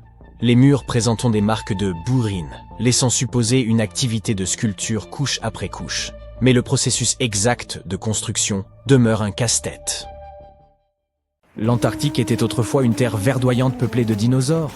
Mais c'est maintenant un continent gelé plus grand que les États-Unis et qui n'appartient à personne. Il n'est pas difficile à trouver. En vous dirigeant vers le sud, vous finirez forcément à un moment par tomber sur un gros bloc de glace au pôle sud de la planète. Il se situe à l'intérieur du cercle antarctique et forme la plus grande masse de glace sur Terre. Le continent est plus grand que les États-Unis et même plus grand que l'Europe entière. Et pourtant, l'Antarctique n'a été officiellement découvert que récemment. Les scientifiques ignoraient son existence jusqu'en 1820. Après sa découverte, il a fallu encore 2 décennies pour confirmer qu'il s'agissait d'un tout nouveau continent. Et quelques décennies de plus après ça, pour lui trouver un nom. Dans Antarctique, anti signifie contraire. Du coup, Antarctique signifie le contraire de l'Arctique.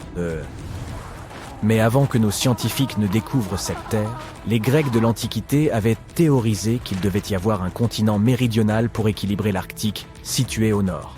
De plus, certains scientifiques qui ont étudié l'art et l'histoire orale de Polynésie pensent que ses habitants ont découvert le continent plus d'1 millénaire avant les Européens. Quoi qu'il en soit, aujourd'hui nous connaissons bien cette terre glacée du pôle sud. En raison de sa situation, il n'y a que 2 saisons là-bas, l'été et l'hiver, et elles durent 6 mois. En été, il fait un peu plus chaud, et le continent est baigné de lumière. En hiver, il fait sombre toute la journée. 98% de l'Antarctique est constitué de glace. Ce continent concentre à lui seul 60% de toute l'eau douce de la planète. Et pourtant, malgré ça, l'Antarctique est le plus grand désert du monde. Par définition, un désert est une zone où la végétation est rare et où il y a peu de neige ou de pluie. Notez que l'abondance de sable n'est pas une condition nécessaire, même si le continent possède du sable et même des dunes. L'Antarctique est le continent le plus venteux de la planète. La vitesse du vent peut atteindre 322 km/h. C'est plus rapide qu'un ouragan.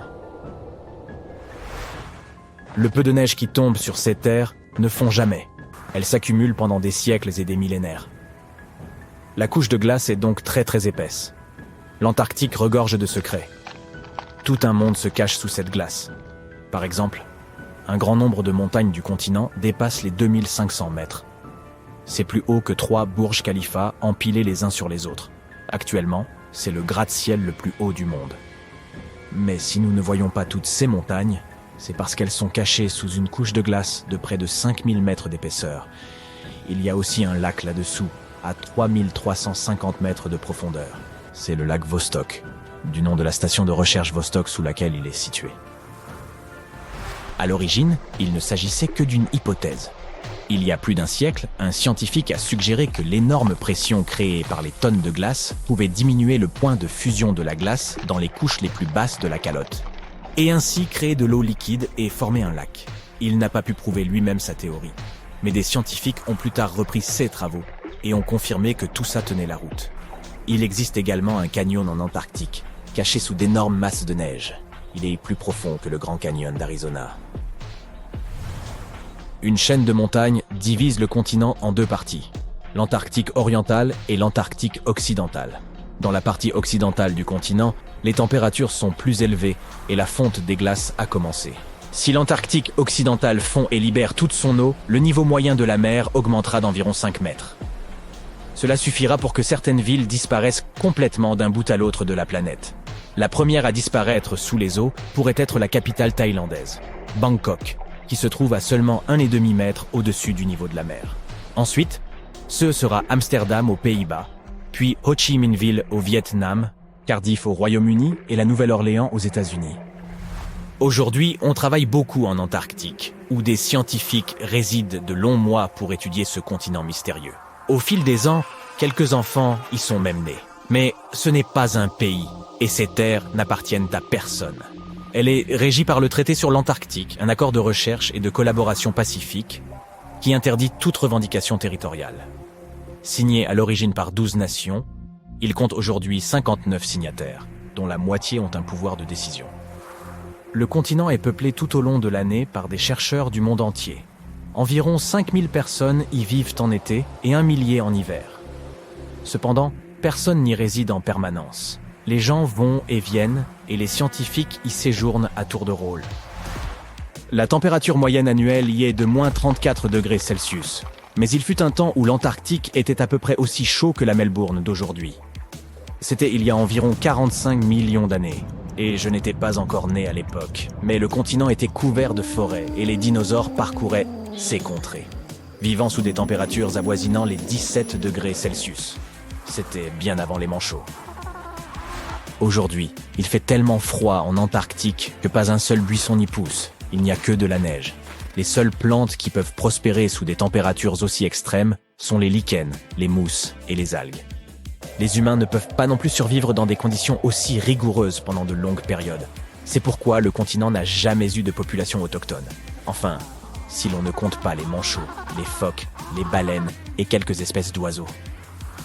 La faune de l'Antarctique est la plus rare et la moins diversifiée de la planète, car seuls quelques organismes peuvent résister à ces conditions difficiles, et aussi parce qu'il est interdit d'y amener des espèces non indigènes. Par conséquent, si vous vouliez voyager en Antarctique avec votre chat, on ne le laissera pas entrer. Ce n'est pas moi qui décide des règles. Les quelques espèces qui vivent au pôle sud sont totalement propriétaires de l'endroit, c'est tout. Il n'y a pas plus de 5000 habitants humains et environ 20 millions de manchots. Mais ce sont des colons. En quelque sorte, les ancêtres des manchots vivaient en Australie et en Nouvelle-Zélande. On trouve là-bas encore quelques espèces de manchots, dont le plus petit de la planète, qui ne mesure que 30 cm. Cependant, la plupart ont migré vers l'Antarctique à un moment donné. Peut-être parce que la perspective de grandes quantités de nourriture les attirait. Ce n'est pas à cause du froid qu'ils aiment pour la région. Il s'avère que la plupart des manchots quittent le continent à la fin de l'été. Les seuls à y rester sont les manchots empereurs mâles. Et ils le font pour réchauffer et protéger les œufs laissés par leurs compagnes.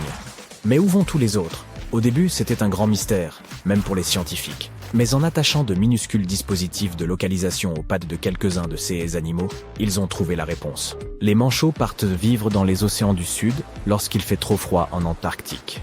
6 mois durant, aucun d'entre eux ne revient sur la terre ferme, puis ils regagnent le continent.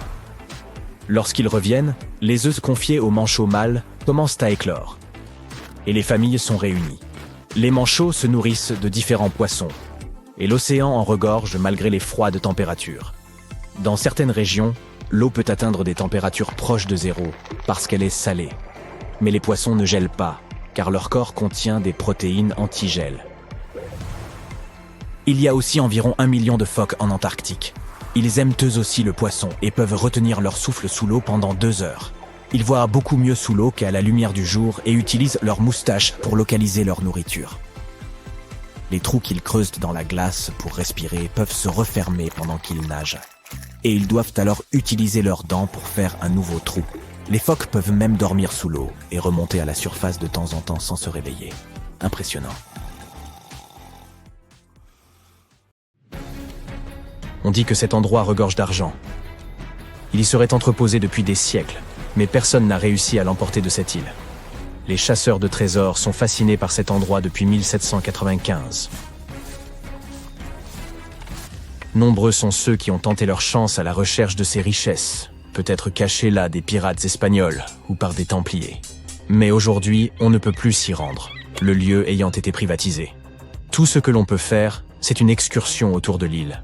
Sinon, il est toujours possible de regarder l'émission de télé-réalité des frères Lagina, Rick et Marty, qui forment une équipe de passionnés à la recherche des trésors de l'île aux Chênes, en Nouvelle-Écosse, au Canada. Il semblerait qu'il n'existe aucun endroit au monde où les caméras de télévision ne peuvent aller. L'une des découvertes les plus célèbres est celle du puits au trésor. Malgré son nom prometteur, il n'était pas rempli d'argent. Remontons donc d'environ 2 siècles. Le puits au trésor fut découvert par un jeune homme de 16 ans en 1795. Un jour, Daniel McGuinness alla pêcher sur l'île aux Chênes.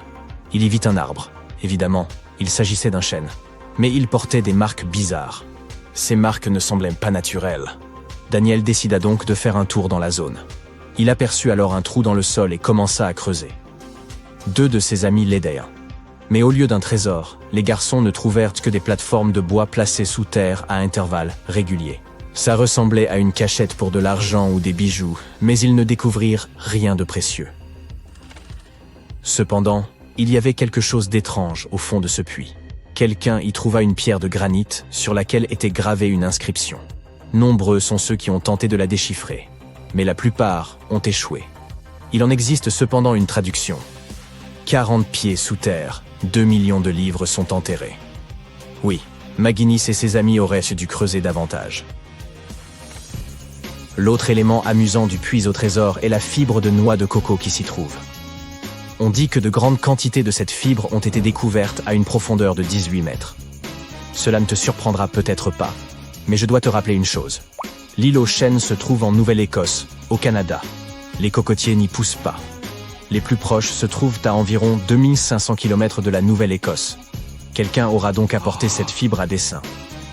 Des chercheurs ont émis l'idée que la fibre de noix de coco aurait pu être utilisée pour fabriquer des cordes et descendre les trésors dans le puits. Ensuite, voici 2 étranges mystères. À la fin des années 1800, la Oak Island Treasure Company inspecta et fouilla l'île de fond en comble. Tout le monde pensait que quelque chose d'énorme y était caché. Les hommes réussirent à creuser à 46 mètres sous terre, ce qui équivaut à 15 panneaux stop les uns sur les autres. Comme tu t'en doutes, ils ne trouvèrent pas les tonnes d'or et de diamants qu'ils espéraient. Mais ils découvrirent un manuscrit. Selon une théorie, il s'agirait d'un des manuscrits perdus de Shakespeare. Certains scientifiques pensent qu'il a été caché là par l'écrivain et savant Francis Bacon, peut-être le véritable auteur des œuvres de Shakespeare. Oui, une rumeur veut que ce soit Francis et non William qui ait écrit toutes ces pièces et ces sonnets. Mais cela n'a jamais été prouvé. Le puits au trésor est peut-être le puits le plus célèbre de l'île aux chênes. Mais ce n'est ni le seul, ni le premier. Avant sa découverte, les chasseurs de trésors avaient foré la terre dans la baie de Smith. Lors de la construction d'un barrage, ils trouvèrent une structure de bois. Elle avait la forme d'un U et portait des chiffres romains. Après analyse, les spécialistes affirmèrent qu'elle datait de 1769. Le puits au trésor fut découvert 26 ans plus tard. Ce fait a donné lieu à de nombreuses spéculations selon lesquelles cette structure aurait pu faire partie du puits au trésor que tout le monde recherchait. Maintenant, regarde cette pièce des Templiers. Ce n'était pas la première découverte sur l'île, mais elle fut cruciale. Même si cela ne semble pas très important aujourd'hui, à l'époque médiévale, ces pièces permettaient d'amasser une quantité incroyable de richesses. Elles étaient généralement stockées dans les forteresses européennes. Pour les chasseurs de trésors, cette pièce était extrêmement significative. La logique est simple, s'il y a une pièce de ce type, il doit y en avoir d'autres. Et ils avaient raison, cette découverte ne fut pas unique. On trouva un carreau d'arbalète sur la rive sud-ouest de l'île. Les experts estiment qu'il date du XIIIe siècle. Mais là encore, ce n'est pas ce que cherchaient les chasseurs de trésors. On découvrit d'autres pièces sur l'île. Rick et Marty Lagina sont tombés sur celle-ci dans un marécage. Elle est en cuivre et provient cette fois d'Espagne. Au départ, ils ne purent déchiffrer que le chiffre 8 sur sa surface. Mais plus tard, des experts se penchèrent dessus et affirmèrent qu'elle avait été fabriquée aux alentours du XVIIe siècle. Ils réussirent à bien la nettoyer et virent la date de 1652 gravée dessus. Selon une théorie, des explorateurs espagnols auraient trouvé un trésor mais l'auraient caché au lieu de l'apporter au roi. Il est donc possible que cette pièce soit tombée d'un coffre rempli de pièces et de bijoux et qu'elle fasse partie du trésor que tout le monde recherche. Ou peut-être que quelqu'un l'aura accidentellement perdu en cherchant le vrai trésor. Qui sait? Gary Drayton est un autre chasseur de trésors célèbre. Gary et son équipe, accompagnés de Rick Lagina, ont découvert 2 pièces de monnaie sur l'île. Il s'agit de pièces Britannia du roi Charles II datant du XVIIe siècle. L'une d'entre elles porte une inscription très nette, indiquant qu'elle a été frappée en 1771. Un autre trésor des marais, probablement d'origine espagnole, fut encore découvert. Il s'agit cette fois d'une bague en argent. Un spécialiste l'a étudiée de près et a affirmé qu'elle a été réparée 2 fois. L'anneau a été agrandi 1 fois et raccourci 1 autre fois. Il est orné d'un motif floral, très populaire dans l'Europe des années 1730. Parmi les autres objets mystérieux découverts par Rick et Marty, il y a un bouton d'argent. Il est assez ancien. Il remonterait au milieu du XVIIIe siècle, avant la découverte du puits au trésor. Cette découverte n'a donc pas été jugée très importante. Le bouton a pu simplement appartenir à un fermier qui élevait du bétail sur l'île. Il n'existe aucune preuve officielle qu'on ait jamais trouvé un coffre rempli de pierres précieuses et de pièces de monnaie sur l'île aux chênes. Mais quelques passionnés y ont trouvé des bijoux. Tout d'abord, ils ont trouvé une broche sertie d'une magnifique pierre rouge. Ils pensaient à tort qu'il s'agissait d'un rubis. Mais un expert a déclaré qu'il s'agissait d'un grenat. La broche est en argent et est plutôt ancienne. Les spécialistes pensent qu'elle a pu être fabriquée vers le XVIe ou XVIIe siècle. On a découvert une autre broche, sans pierres précieuses, mais ornée d'un motif complexe, le dessin d'une feuille et d'une corde. La feuille possède 13 pointes, ce qui a immédiatement éveillé la curiosité des chasseurs de trésors. Tout d'abord, un arbre à 13 branches est gravé sur un rocher de la côte nord de l'île. De plus, de nombreuses personnes pensent que le chiffre 13 était important pour les Templiers. Nos passionnés ont également trouvé une broche non loin de l'endroit où vivait Daniel McGuinness, celui qui a trouvé le puits au trésor. La broche a été montrée à un expert, Charles Lewton Brain. Il leur a affirmé que ce bijou n'était pas serti de pierres précieuses. En fait, la pierre qui semblait être précieuse n'était qu'un morceau de verre. Il s'agit d'un verre riche en plomb, du cristal. Après analyse, on s'aperçut que la broche était partiellement en or. Les spécialistes affirment qu'elle date du XIVe siècle. Alors, s'agit-il du trésor que tout le monde recherchait ?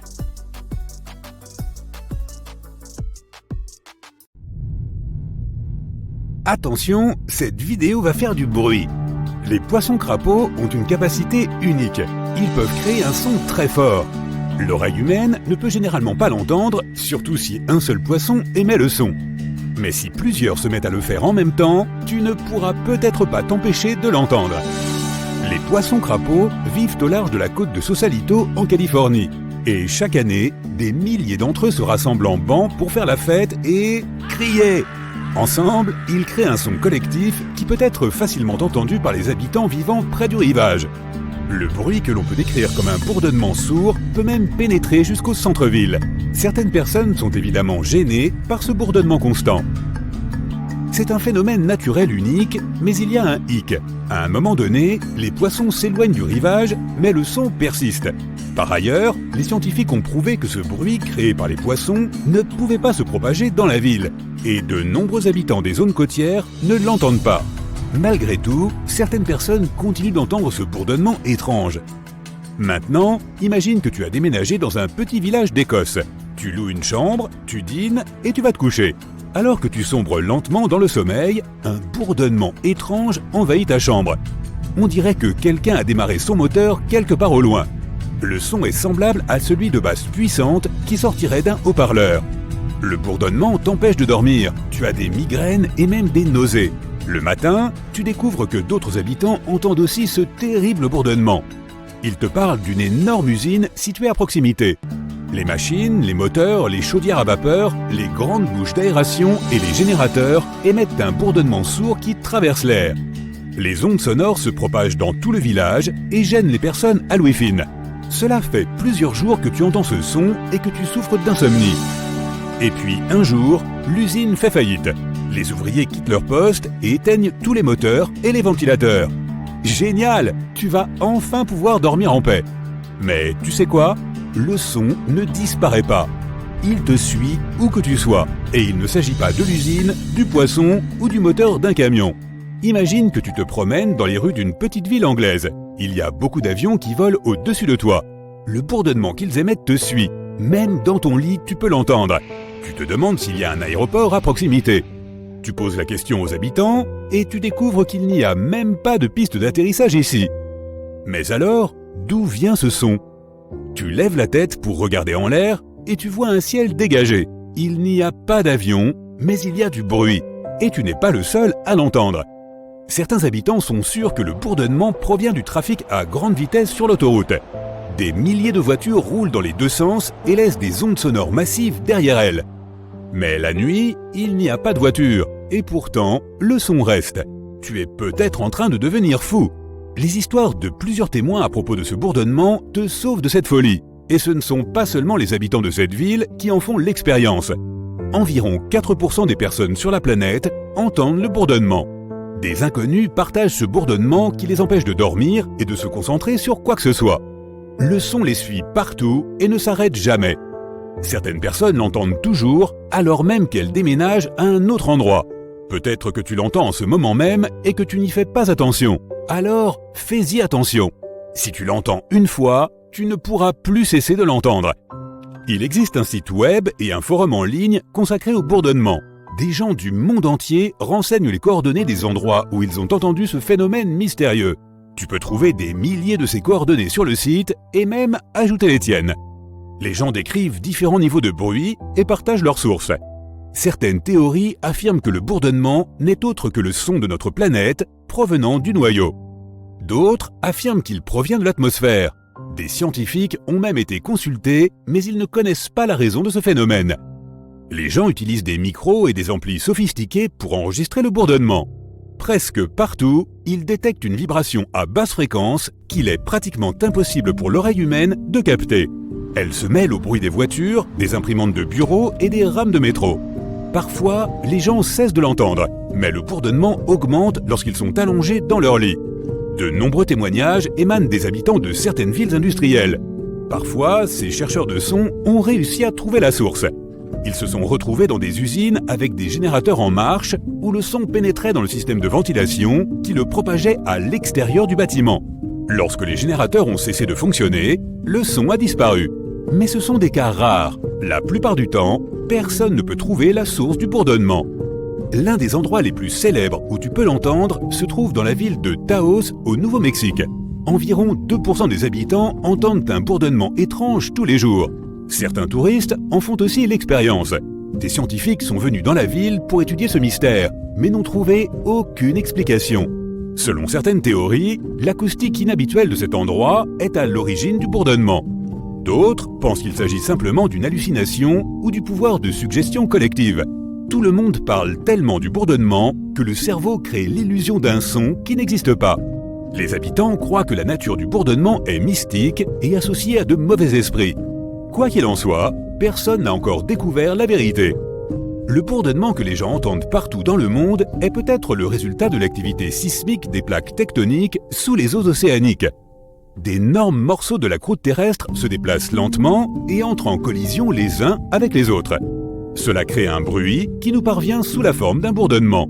Mais pourquoi seules quelques personnes l'entendraient-elles ? Peut-être qu'environ 4% de la population mondiale possède un sens unique de l'ouïe. Quoi qu'il en soit, les scientifiques n'ont pas non plus été en mesure de confirmer la théorie des plaques tectoniques. Certains chercheurs pensent que les sous-marins en sont la raison. Ils utilisent des signaux radio à basse fréquence pour communiquer dans le monde entier. Ces signaux se propagent à la surface et peuvent affecter le corps humain. Lorsque l'oreille capte ces ondes sonores, elle réagit et provoque des vibrations similaires au bourdonnement. Cela se produit parce que l'énergie sonore à basse fréquence entre en collision avec les tissus mous du crâne et stimule le nerf auditif. En fait, ce n'est même pas un son, c'est une hallucination qui est créée par ton cerveau. Quoi qu'il en soit, personne ne peut confirmer cette théorie non plus. Peut-être que les orages créent le phénomène du bourdonnement. Environ 8 millions d'éclairs frappent la Terre chaque jour. Chaque impact crée une puissante charge électromagnétique. La foudre pénètre dans l'air et le fait résonner entre la surface de la Terre et l'ionosphère. Cela semble compliqué, mais le principe est simple. Imagine que tu souffles dans le goulot d'une bouteille. Tu entends ce faible bourdonnement ? La foudre fonctionne de la même façon avec l'air. Et ce n'est pas qu'un seul coup. Imagine des millions de ces coups de foudre. Les ondes sonores se propagent sur toute la planète et certaines personnes les entendent. Les éclairs frappent la Terre en permanence, si bien que le bourdonnement ne s'arrête jamais. En 1973, des scientifiques ont avancé une théorie selon laquelle la cause du bourdonnement serait le cisaillement du jet stream contre l'air plus lent. En d'autres termes, le vent et les flux d'air rapides croisent les flux plus lents et un sifflement apparaît, amplifié par les tours électriques et les lignes à haute tension. D'ailleurs, les premiers témoignages de bourdonnement sont apparus dans les années 70. Les gens ont découvert l'existence de ce phénomène dans la petite ville britannique de Bristol. Des dizaines de résidents ont entendu ce bruit étrange dans différents endroits de la ville. Au début, ils l'ont ignoré. Puis le son est devenu de plus en plus irritant. Il empêchait les gens de travailler et de mener leur vie quotidienne. Ils n'arrivaient plus à dormir ni à se concentrer sur quoi que ce soit. Dans la ville voisine, il y avait un entrepôt avec des ventilateurs industriels. Les habitants étaient sûrs que c'était la raison du bourdonnement. L'entrepôt a cessé de fonctionner quelques années plus tard, mais le son est resté. Tu peux même encore l'entendre aujourd'hui si tu visites la ville. Il existe de nombreuses théories sur le bourdonnement, mais on peut en éliminer presque la moitié grâce à un seul facteur. Les plaques tectoniques, l'activité sismique, les éclairs, la croûte terrestre et la résonance de l'air sont des phénomènes naturels. Or, les gens n'ont pas parlé du bourdonnement avant les années 70. Si ce phénomène était apparu plus tôt, de nombreux journaux auraient écrit à ce sujet. Donc, manifestement, le bourdonnement n'est pas un mystère de la nature. C'est peut-être une conséquence de toutes nos avancées technologiques. Les usines, les lignes électriques, les avions, les voitures, les bateaux, les trains, les micro-ondes et les générateurs créent un bruit de fond imperceptible que la plupart des gens ignorent. Nous sommes tellement habitués à tous ces bruits que nous avons oublié ce qu'est le silence. Notre cerveau a peut-être créé ce bourdonnement dans notre tête pour répondre à notre monde bruyant. Si tu te mets à écouter attentivement ton environnement à partir de maintenant, quel genre de son vas-tu entendre ? D'où viennent-ils ? Et y a-t-il un bourdonnement parmi eux ? Tu regardes par la vitre et tu vois les arbres s'agiter furieusement. Les vents sont si puissants qu'ils arrachent pratiquement tout ce qui se trouve dans la rue. Il y a aussi des trompes d'eau qui te tombent dessus. Tu conduis aussi vite que tu peux, mais soudain, ta voiture s'arrête. Tu as déjà entendu les termes typhon, cyclone et ouragan, mais tu ne sais probablement pas ce qui les différencie. Le terme scientifique officiel pour les trois est tempête tropicale. Bien qu'ils s'agissent pratiquement de la même chose et qu'ils se forment de la même façon, ils diffèrent selon l'endroit où ils se produisent. Les ouragans sont ceux qui se forment au-dessus de l'océan Atlantique ou à l'est de l'océan Pacifique. Les cyclones tropicaux sont comme des turbines géantes, alimentées par de l'air chaud et humide. Ils se forment uniquement au-dessus des masses d'eau océanique chaude près de l'équateur.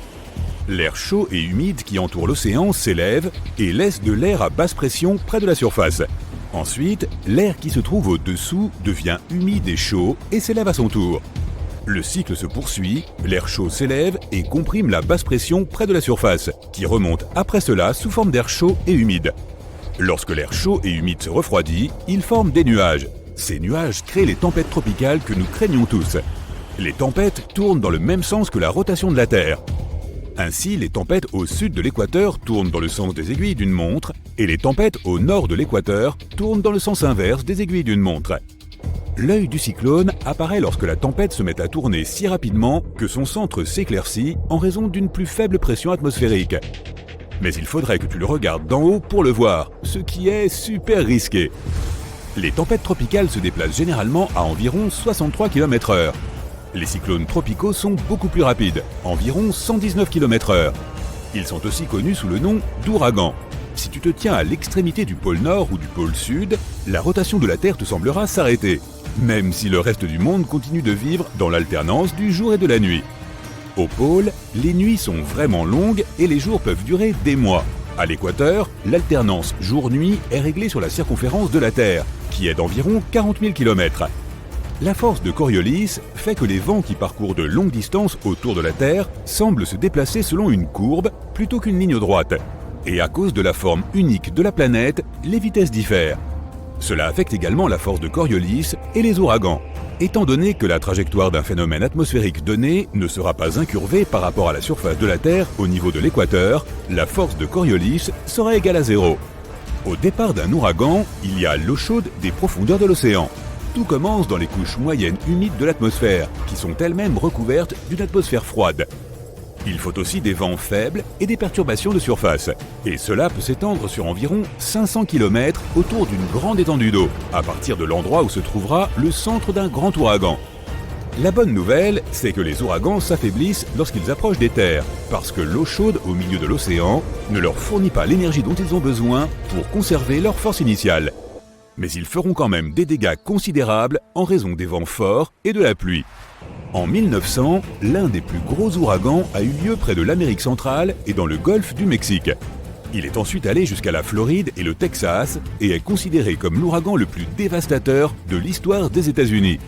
Il a été détecté pour la première fois le 27 août et a duré plusieurs jours. Lorsqu'elle a atteint les côtes du Texas, la tempête s'était transformée en ouragan de catégorie 4. Les ouragans sont classés en fonction de la vitesse et de l'intensité des vents à l'aide d'une échelle appelée échelle de Saffir-Simpson. Il existe 5 catégories différentes, allant de 1 à 5, 1 étant la plus faible et 5 la plus forte. Lors d'une tempête de catégorie 1, les vents se déplacent à une vitesse comprise entre 119 km/h et 153 km/h. Tu peux t'attendre à ce que certains arbres soient déracinés et à la destruction de quelques mobil-homes. Elle peut gravement endommager les maisons et provoquer d'importantes coupures de courant. Les ouragans de catégorie 5 atteignent une vitesse de plus de 250 km/h et ne laissent rien sur leur passage. Ils peuvent même détruire complètement certains bâtiments qui s'écrouleront sur leur fondation. Et plus les vents sont rapides, plus les dégâts sont importants.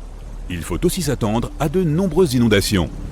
Les habitants de Galveston, au Texas, ont eu moins de 4 jours pour se préparer à l'arrivée de la tempête qui s'est étendue jusqu'en Oklahoma et au Kansas, avec des crues soudaines de 6 mètres. Le grand ouragan s'est ensuite dirigé vers les Grandes Plaines, puis les Grands Lacs, la Nouvelle-Angleterre et a atteint le sud-est du Canada. La tempête était si violente que plus de 3600 maisons ont été endommagées, mais elles étaient assez solides et ont finalement pu résister. Compte tenu de la densité de population de l'époque, cela équivaut à des centaines de milliers de maisons détruites, voire des millions. Le total des dommages matériels s'élevait alors à environ 30 millions de dollars, ce qui serait beaucoup plus aujourd'hui en raison de l'inflation. Après le passage de la tempête dévastatrice, les habitants de Galveston ont construit une digue de 6 km et ont élevé le niveau de la ville de près de 5 mètres. Finalement, ils ont prolongé les digues jusqu'à 16 km, juste au cas où. Si une tempête comme celle de Galveston frappait à l'époque moderne, il n'y aurait pas assez d'abris pour tout le monde. La population a considérablement augmenté partout dans les zones où la tempête a frappé en 1900. Alors imagine-toi assis dans ta voiture en train d'écouter les dernières nouvelles. On indique qu'une tempête vient de frapper le golfe du Mexique et plus à l'est, la région de Cuba. Ce n'est pas grave puisque tu es au Texas. Alors tu rentres chez toi en voiture. Il y a beaucoup de monde dans les stations-service et dans les supermarchés.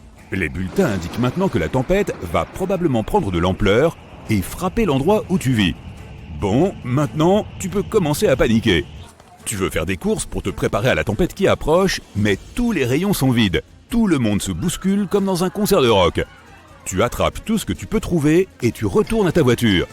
Tu as la chance d'avoir acheté quelques litres d'essence supplémentaires juste au cas où.